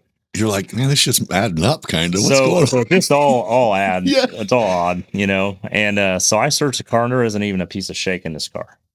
He just got it. He just got it. And he told me that he'd been taking people to parties all night, and he's been to DD all night and stuff like this. So I let him stand by the hood of my car while I'm searching. I don't find nothing. I said, well, you're a man of your word. I'm a man of mine. I said, I'm going to write you a warning. And I said, we're going to get on our way, because he had insurance and everything straight, Yeah. And he's like, are you serious? I said, yeah, I'm serious. I said, dude, I think that this went well. I said, you did the right thing by stopping. I said, even better by not being a dick. Yep. You treated me right. I said, you didn't have nothing in your car. I said, I told you what I was going to do. I said, and that's what I'm going to do. So I wrote him a warning to let him go. Mm-hmm. Backup arrives. I'm standing there. We're shooting the shit. And next thing you know, we get a call of Sliders. And it says there's a person down in the parking lot. So we don't know if it's somebody had been shot. We don't know if it's somebody that's overdosed. We don't know if it could have been a fight. You never know. Person down. That's all we know, person down. And this is back when Sliders would have DJs. Yeah. And I mean, you'd see the cloud of smoke in the parking lot. Yeah. And it was a brief period of time. It's not like that no more. No. And, I pull in the front lot, and my backup pulls in the side lot there off Salem School, and we kind of come in at different angles, to block entries, and we're starting to walk through the crowd. I'm getting surrounded, and I'm getting called everything you can think of, a child molester, everything else that they can call cops, Yeah. And next thing you know, I hear somebody's voice, and they're like, leave that dude alone. He's fucking cool. And it's the dude in the tracksuit. No shit. And there ain't nobody mess with me the rest of that time. And I tell everybody, I'm like, never know which one of these people may be your best asset someday. They may not stick around for the lights and the media. Yeah. But if they see you getting your ass whooped on the side of the road, they're going to make sure to stop you. it. Yeah. No, that's powerful, and dude. I tell all the rookies, I would tell them that story, and I'm like, you just never know what act of kindness you can do that's going to come back and benefit you someday. Right. And had you had that chip on your shoulder, it could have been really shitty time. I still see this guy occasionally, and he still bumps fives with me and stuff, and it's like, is he a dope dealer? I don't think so. You're just like, no, he just has some style like that. I think a lot of the stuff is, I mean, it's trendy. We all come from a different background. For sure. I come from an old country hick background. Right. Right. They watch different things on TV than I watch. I watch Dukes of Hazzard and Lone Ranger. He wanted some gold teeth, saved up, and got them. I mean, he watches the videos, and that's what he wants his lifestyle to be. It's different. Yeah. Yeah. I mean, you look at Snoop Dogg on TV. Right. Nobody realizes how much money he's given to the NFL guys, all these football agencies, and things. Yeah. He's playing a role, dude. man. He's huge businessman. Very good one. 50 Cent, same thing. Genius. And that lifestyle is transponded to these. Well, it is trend setting. Yeah, it is. So I think that's the difficult part is going, again, prejudging is just built into most people. Yeah, I think it is too. You have to not. You have to go, okay. You have to go back to your training and say, I know that my brain is telling me that this dude's got a pound of weed in his trunk, but maybe he doesn't. Maybe he don't. Let's see. Yeah. You're right. Let him hang himself. Yeah. Just like in the discipline side, you do it the same way with him. Right. You just got to be a consistent leader, and you got to be consistent, man. That's crazy. And ultimately, like I told my wife, my end goal is to be talked about. Like I had the fortunate experience to sit there whenever they did the dedication to tuna at the Civic Center. Yep. And by no means am I saying I'm of a caliber of man of that man. Okay. But basically, one day I want to be talked about. Like, I have put some things out there that I'm going to do and that I'm going to make happen for the sheriff department if I am elected. I want to be known as the guy that did what he said he was going to do and be respected for that. And I feel like out of my opponent and I'm the only one that can probably make that happen. I want to be able to be talked about like that. That's my legacy in life. It's not my bank account. I don't care if I have $1 in my pocket when I die. I care about that if somebody comes to my funeral, they tell my children that I was a good man and I did what I said I was going to do. That's legacy, man. It is. That's all that matters. It's powerful. It's just, do you realize how rare that is? Well, in my family, it's not rare. Oh, I've seen it. My grandfather is my idol in my life. He was my grandpa Beck. Or I guess just you've observed humanity in a different way for the last 10 years. I've taken little bits of every good person I've seen, and I've seen the bad. Trust me, I've seen tons of the bad, but I've seen so much good, and I try to take little attributes of everything and try to build the best I can build. Well, and the bumps in life that hurt. Mm-hmm. Yeah. I mean, to be able to go, people are going through bumps in life, man. I mean, let's not add to it. Let's try to see if we can. Yeah. I just think it's really cool, really huge. Yeah. So how do you go about, like this campaign? How do you do it? Is it literally, I mean, do you have things where you get together and speak to a bunch of people, or is it like social media, or right now it's a lot of social media. Basically I got a Facebook page. I try to be in the public eye as much as I can. Yeah.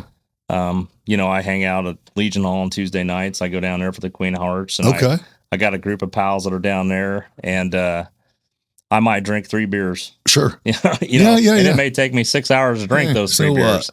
But just being around that type of atmosphere and listen to their stories. A lot of them are older, wealthy men and stuff, and it's like I love that atmosphere. Yeah. One of my goals in life is that when I retire is to have just a little sit down bar like a Nelly's or something, where people can just come in and just shoot the shit, and relax. Yeah. But like on Thursday nights, I'll do the Queen of Hearts, the KSC Hall.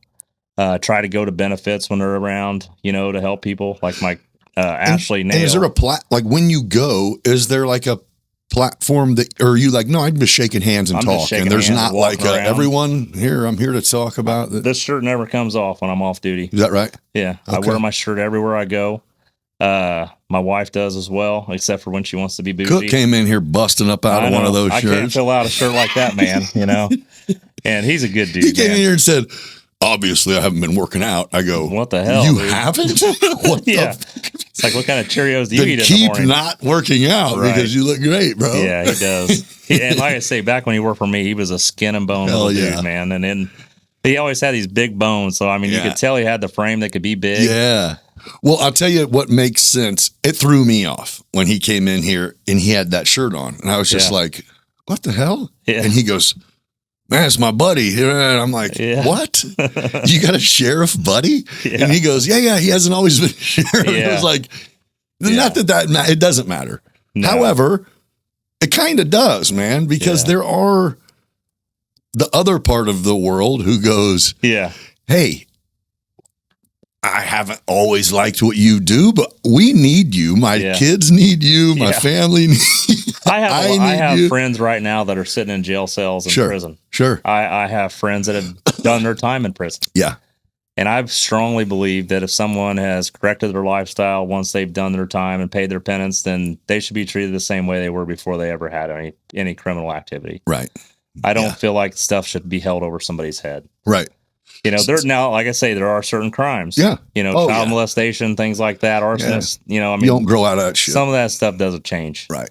But somebody that sold drugs, or whatever, and thought they were going to be, whatever, the kingpin. Yeah. It ain't, you're going to get caught eventually. And they're living a lifestyle where they're looking over their shoulder every day. Yeah. And we're that gotcha. Like when we go in and we raid that house, it's like we're the slam dunk. Yep. And it doesn't make you feel wonderful that you're putting somebody away, but it does make you feel vindicated that, that guy needed to get a hit. Yes.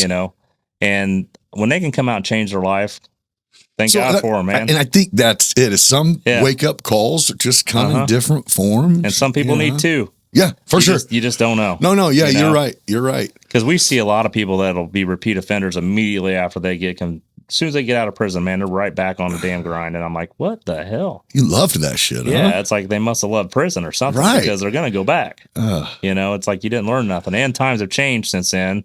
Our abilities have changed since then to monitor and to be able to see what they're doing. Right. And more people are going to rat them out because of the refunds, rewards, and things that they may get to For sure. turn somebody in. Yeah. So one more thing that I want to ask you about, which I think is fucking insane. What is the rule? What is it called? Safe neighborhood? Did I make that up?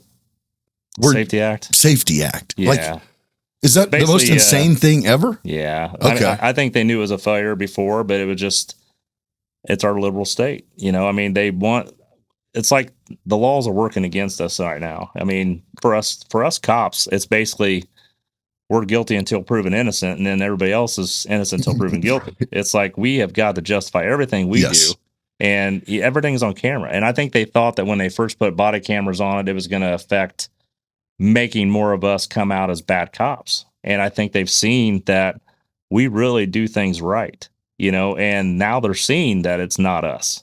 Right. And it's basically with the Safety Act, if you're not a criminal offender, like to where you're jeopardizing the safety of somebody else, it's not an egregious enough offense, like something like a class 2, class 1, or class X felony, you're going to basically get a notice to appear and you're going to walk out of jail. That's insane. It is insane. So I had Jay Scott on, which he sent me to the prison. Like that's what made me invite him, is back in the 90s, that was my prosecutor. Right. So when he accepted, I was like, oh, this is weird. Sure. It ended up being great. I was looking for, I was looking for something that I didn't deserve and I didn't get. Yeah. You know what I mean? Yeah. I kind of was just like, oh, this was a dude who was a young prosecutor who did his job. Yeah. Period. Just like I would do my job, And so that's one thing that, I want to help educate. I want to be not only in the community myself, but I want to bring what we do at the Sheriff Department to the community. I want to have some kind of a stream of communication with the public. Yeah. And let them know either whether it's monthly or bi-weekly what we've done for you. Well, and I think that's what has been missing is there's a total line in the middle. Yeah. And instead it's like, well, no, we are part of the community. Right. We're not against the community. Yeah. What are we getting for our tax money? Right. And I want people to understand, and it's like, even if, I don't know if you've ever heard of Sheriff Grady down south. Yeah. Like he gets yeah. And he wears a gold chain around his neck, that he took off of a drug dope dealer. Yeah. I want to be more of the nature of like, obviously I want anybody that's got an addiction issue to get help, and I want them to get their life back in order. Right. It's the best thing for them. It's the best thing for their family. But when they're in that state of they can't get away from it, they're thieves. Right. They are out there robbing, they're stealing cars, stealing your mowers, stealing whatever. Right. I want a billboard in town and put their freaking pictures on it and say, as much as I wish you would get help, until then, if these guys are in your neighborhood, there's a reason. Right. And it's not to come and have a pie or steal your pie out of your window. It's they're going to take your damn car. Right. Yes. And not only for their sake, I mean, not only for the victim's sake, but they're going to get shot someday. Yes. If they get out there, to the wrong person's spot, people are not going to keep putting up with this. Go take my dad's shit. You'll fucking do it once. I know. I mean, it's eventually you're going to push the hand too far. Yeah. And that's not what we want to see as cops. It's not what our community wants to see. It just to the point of, it sucks to see the same offender nonstop stealing people's stuff, and they keep getting out. Yes. And it makes it so almost like, makes people obviously look bad they at need us. to clean up, even if it's in there. Yeah, I mean, that's kind of one of the best places. One of the best things about it is, you're going to get sober. Yep. I mean, it's all about who you surround yourself with when you get out. Right. It truthfully is. Yeah. It's just like all the addicts that I would see come into the crossing CRC is I could tell, by how I seen them the next time in public, who they were hanging with, what they were doing, whether or not I was going to see them again. And it was sad because I'd see them at their healthy times and I'd see them at their struggling times.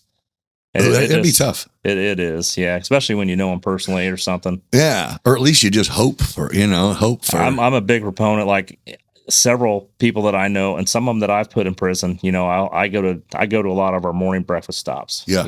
And I go to the garden a lot. I go to Debbie's a lot. Yeah. And I'll buy them breakfast. I'll be like, looks like you can tell when a convict's fresh out and they're eating that first meal. They're just sitting there like cherishing every moment of that meal. Heck And yeah. it's like, this is real food. Yeah. And it's like, I won't always tell them I'm buying it either. I just tell the waitress, I'm like, put theirs on mine, and unfortunately I've had the ripple effect where these guys end up right back in the pen. Yeah. But then I've got one guy, he works for Bedrick Roofing, and I bought his breakfast, and I remember seeing him at the landfill one day, and I had my stickers in my truck that say Shane Beck for Sheriff. Yeah. And I just bought a house out of Hunter's Crossing, and I'm remodeling it, so I'm hauling the load out there to the landfill. Uh-huh. And I hear somebody scream, "What the hell's the sheriff doing in the damn landfill?" And I look over, and I'm like, "Hey, what's up, dude?" And he goes, "Thanks for that breakfast the other day." And I was like, "Dude," I said, I could tell you just got out. And I said, I want things to work out for you. I said, "I know the guy you're working for." And I said, "He's a good dude." That's good. I said, "You give him right, you do him right, he'll do you right." And he's still working there. I see him all the time. Right. And so that day at the scale, I ended up giving him a shirt and a hat. And I see him wearing my stuff, and I'll see him, and we're fist bumping all the time. Every time we see each other in public, I'm not afraid to talk to anybody.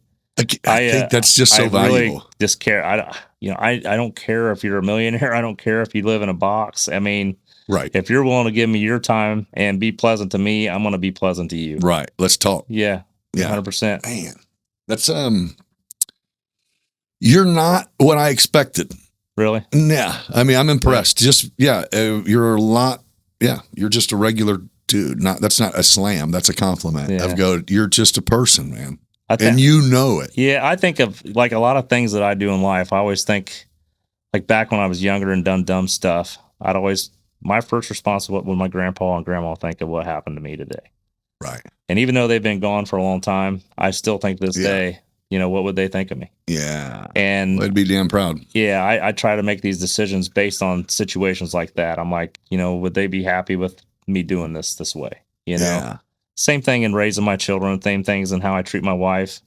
We get along great. She didn't have the greatest childhood. She was adopted at birth. And like I say, if it wasn't for her, I wouldn't be where I'm at in life. She's a great woman. The puzzle she keeps me straight. fits together. Yeah. Yeah. I'd never do nothing to harm her. Well, I think I don't know how you feel or how it's going to end up turning out, but man, I sure wish you the most luck for this. It's really cool. I mean, it's been an experience. I can tell you. And, but I just can't imagine. I can't imagine. I don't know. So I can't slam or shit talk Sheriff Root because I don't know him. Yeah. It's just I can't imagine him coming in here and wanting to talk. Oh, I think he would. Yeah. And I'm not out to make people hate Root. No, I know that. Obviously. I mean, I don't think you are either. Like I go out and I try to talk to people, and I run into people that support Root 100%. Well, and when you become sheriff, he's still going to be on the sheriff's department, right? I mean, he doesn't till the end of that year. Yeah. Oh, and then he doesn't still a sheriff? Like he would be the sheriff until the end of that year. No, but I mean, and then is he just like, does he go back to being a regular sheriff? No, he'd retire. Oh. Yeah. Oh. Yeah. Oh, so he either wins or he's done. Well, at the end of that year, he would retire most likely. Yes. Okay. Yeah. Oh. Yeah. That's part of going to the sheriff's side. Is that right? Yeah. Oh, you're in it till you're not. Yeah. Yeah. Yeah. Well. Yeah. And like I say, I mean, there's been things that's happened to me that really make things personal about why I've done this. And I try to stay away more from that, to try to think more about what am I going to do to make the community better. Yeah. And, it all kind of comes into full together, because I care so much about people. I see what happened to other people too. Yes. And, the way I always talk to people is like, well, if it happened to them, it can happen to you. Sure. So I think that's what makes a lot of people make choices about leaving an environment, and the old saying of you don't leave a bad job, you leave a bad boss. Right. So I think that's where a lot of that comes into play. Right. But one thing I have learned about politics is that, talk is talk. I was just going to say, the problem is nobody follows through. You can put anything you want on a piece of paper. Our family is related to the Brittlingers that own Brittlinger Yeah. Funeral Home. They got a letter basically Wait, stating Kirko? I know Kirko. Kirko. Well, this is Dan and Edgar Brittlinger, and then Okay. Jamie Dewey. He's their Nedder's son. Okay. But anyway, they got a letter from my opponent and basically stating that I have no experience in running a sheriff's office, which I don't. Right. But I do know how to run a business, and I do know how to take care of people, and I know when something's not right, and I know when to put my efforts in to make it right. Well, nobody knows how to run anything till they do it. That's exactly correct. And when I ran my business, the only oversight I had was once a month, Mark coming back and going over them numbers with us. Right. I was responsible for everything that Everything. happened in that 30 days or 28 days or whatever month it was. And when you went over those numbers, he wanted a solution on how it's going to get better. Exactly. Yeah. Yeah. So he's got oversight over his issues. He's got the county board. There's several accountants. He's got attorneys. Yeah. I didn't have that. That's what I'm saying. From the jump, I was like, I don't know much about him, but treating this role as a business is exactly what should happen. Yeah. And surround yourself with good people that can do the rest of the jobs. Yes. Yes. And make sure that that's getting instilled into their people below to make that weak link in the chain the strongest point in the chain. Well, and people pay attention. You guys that work there now and the people who have left have paid attention. Mm-hmm. So the opportunity will present itself for you to either be what you said or not. And then that's when you'll make the young guys be better at their job because they're like, this guy isn't full of shit. No. And that's why I tell he didn't everybody, just want elected. No, I'm not doing this just for me. Yeah. Because I could have easily just worked there 20 years and retired and done fine. Yeah. That was kind of my set plan when I first hired in. Well, it's just in you to go. Changes have to happen. Somebody, anybody? Yeah. Fuck. And that's what I was looking for. And then I ended up having to be the guy to step up and be the change. That's so crazy, I'm hoping someday I'm sitting here talking to you, explaining to you how my first 4 years went well. Hell yeah. That's my goal. That's cool, dude. And I think if I get in there, I think that I'll earn my second term. And my plan is to do 2 terms and be gone and let somebody else take over. Yeah. Pass the buck. Hell yeah. I don't want to be a Don't wear it sheriff. out. Nope. Right. Nope. I want to influence guys that treat people right and just let that be the cancer and keep going. To know that you are not living in a fortress. Right. You're not living on an island. Yeah, you're in the community. And we eat. If I do win, I know that in 4 years, somebody could take a shot at the title. That's perfectly normal. Right. It's what it's designed for. Yes. Well, and I guess I'm not doing my job and things aren't going well, somebody will definitely try to take my spot.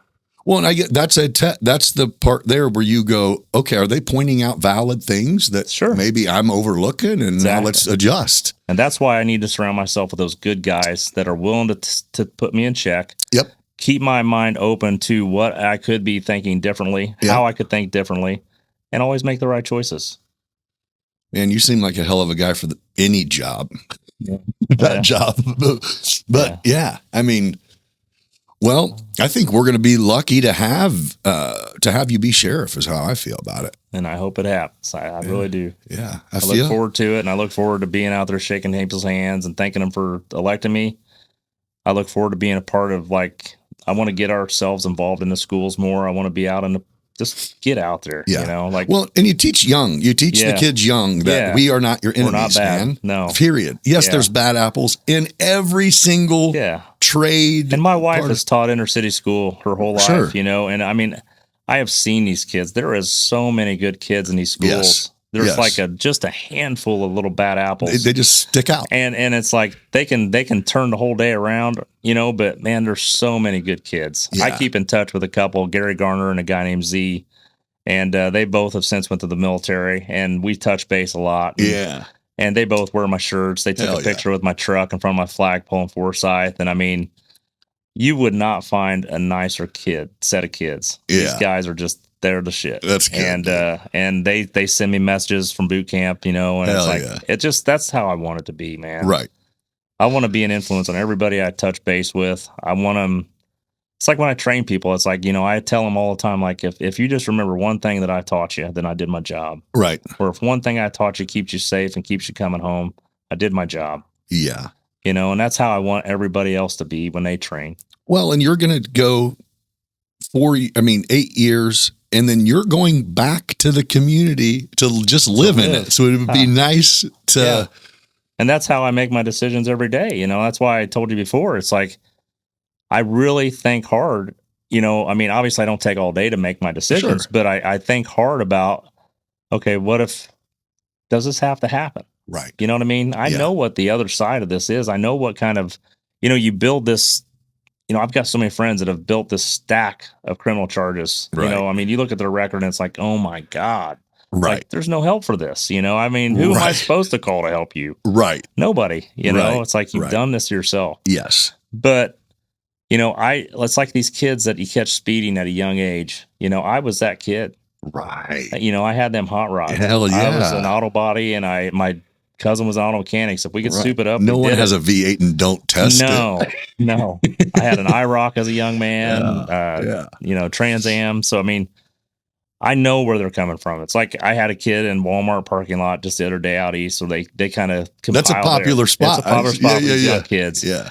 Well, this little dude comes through in a little BMW, and I mean, he's getting her on, roasting it up. He pulls in a parking spot after he sees me, so I pull up right next to him, roll my window, and I'm like, dude, I said, you know what you did? He goes, yes, sir. And I said, okay. I said, I did the same shit when I was a kid. Stop. I said, here's the deal, man. I said, there's old people out here. I said, there's young kids that could be running from their parents. I said, it's something you'd never, ever want to happen. I said, but it could happen. Change your whole life if something goes bad. I said, so just think about your surroundings. I said, there's times and places, and this ain't the time or this ain't the place. Yeah. Or at least see my fucking car and honor the game, bro. Yeah. At least don't disrespect, But dude, that experience with him, that maybe that's changing. For sure. No, maybe not maybe. Keep him from getting a ticket. Yeah. Which there's the dicks who would go, oh no. They think cops are pushovers. Bullshit. No. He might have went and played it off like he was untouchable to his friends, but inside he was going, "Oh my God, I would have got my car took." Saw that contact, right? So it's like, yeah. They're gonna ask him. Yeah, it's like, man, that dude just helped me out. He was cool. Yeah. It is. Yeah, being kind is it's diminishing. It's our choice too, though. It's a choice. Yeah. There's a time and place you can't be, but when you can, it sure feels good to do it. Yeah. And it's rewarding most of the time. Yeah. It sure is. Well, you definitely got your work cut out for you. Oh yeah. Yeah. It's going to be a challenge. Yeah. But I've endured a lot of challenges in my life. Yeah. I mean, just sitting here talking to you, I can't imagine you not winning, to be honest. And, if anybody that's watching this is on the fence at all, hopefully you're not anymore. We got to live here. Yeah. Right? And there's a lot of people who I think the community is so bad that we need the National Guard cops, or we need, but that's not being. Yeah, I think that whole deal up there, I think if, it comes down to like the Safety Act too. Yeah. It's like if they would let police be police, we wouldn't need the National Guard. Fair. The only reason the National Guard's up there is because they're boycotting what they're doing with the ICE agents. Yeah. And they're not willing to have their backs while they're doing their job.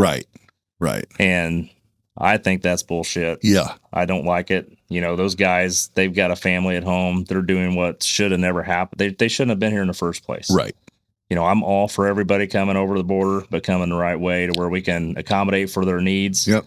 Not delinquent an area, right. And whether it's the nursing, hospitalization, the food pantries, everything. But it's just somehow that got twisted into being like, you're people are racist. And it's like, no, it's a country with.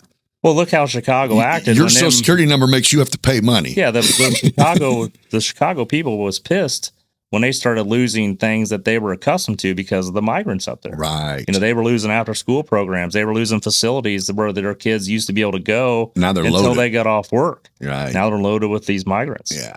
And like I say, I hope every one of them gets their life together and has a way to come back legally. Yeah.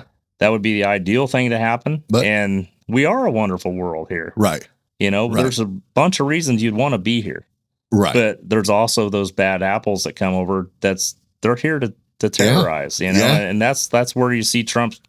He might make a bad classification sometimes, but it's there. Yeah. No, we you're know right. that it's you're there. right. It's hard to pick them out, so how do you decipher which one it is without just making a blanket boom, you're all going?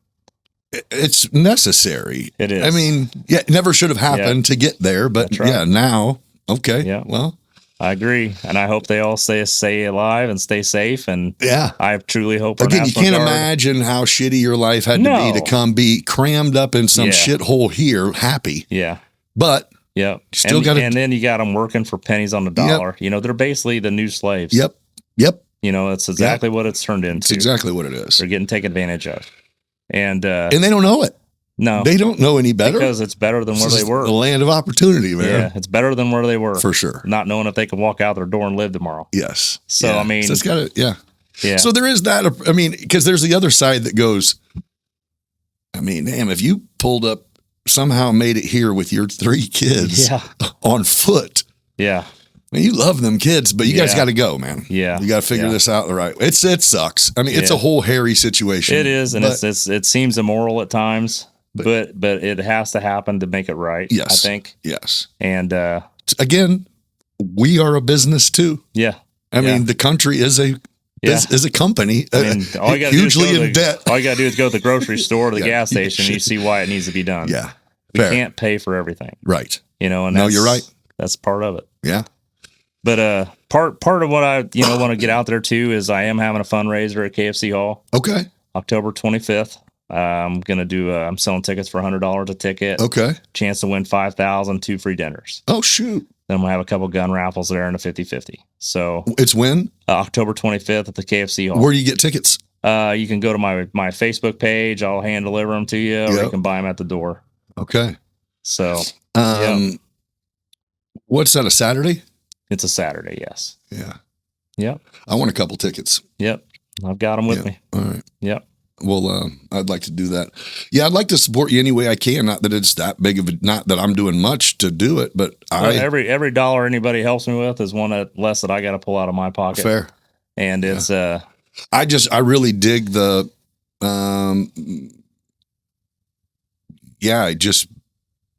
you not putting yourself on a higher platform than me and anyone. Yeah. That's huge. And I hope that I never do. That's I don't not think my you goal. will. No. Yeah, I don't think you will. No. It's easy to do because you are about to take on a lot more responsibility. Sure. But you can lead without being I have the right guys to keep me there, keep me in check. Yep. And strong team. Help me make it. Yeah.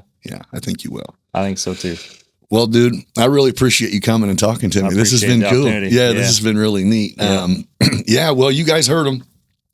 If you don't vote, go ahead and get your shit in order to be able to vote because it does matter. Even if you don't think the Trump or Biden thing was related to you, this shit here is definitely related to you if you're here. So get out there. I think, he said in March you can start voting, and let's lock this guy in, dude. I like it. March 7th is early voting. March 17th is the vote. Got plenty of time to get your voter registration stuff lined up and all that. And you can do that down at the county building or you can do it at the DMV. Love it. Yep. All right. Well, thank you all for joining us on this episode of Beyond Business. This has been a good one. And you guys share this one with people in the community and let them hear this guy speak for himself, man. If you guys aren't impressed by this going to be our next sheriff, then I don't know what the hell you're paying attention to, honestly. But yeah, I wish you the best of luck in this and everything moving forward. And it was really a pleasure to get to meet you and talk to you, man. I appreciate it. And I'd also ask anybody that if they have any questions and they see me in public, feel free to come and let's go. Jerk my chain. I'm ready. Yeah. Let's go. I love it. I love it. Man. No one knows the questions till they're asked, That's right? That's right. Well, thanks. Hey, we'll catch you in 5 days. Until then, be kind to each other. It's easy. See you. Hey, thanks again for joining me for this episode. And before you sign off, here's a quick word from the companies who make it all possible. Aerial Elite Solutions. When it comes to drone technology, no one does it better. From solar inspections to construction monitoring to live event coverage and real estate showcasing, AES brings the sky to your side with unmatched quality, precision, and speed. Reach out to flyaes.com to elevate your business today. Midwest Lightning Rods. For over 9 decades, they've been protecting homes, farms, and businesses from one of nature's most destructive forces. When lightning strikes, they make sure you're covered the right way and the safe way. Contact MLR today at lightningstrikes-weprotect.com to see how you can become part of the community protected by MLR. Support local and trust the best. Aerial Elite Solutions, Midwest Lightning Rods. Excellence from the ground to the sky. Thank you again. Hope you had enjoyed episode 78. And we'll catch you on the next one in 5 days. Be kind to each other. Welcome to Beyond Business, where stories come alive. With guests from every corner, we're ready to dive. New episode every 5 days, new voices to share. Laughs and insights, we're all in this affair. Beyond Business, come take a seat. Join the conversation, it's a journey that's sweet. Life lessons learned.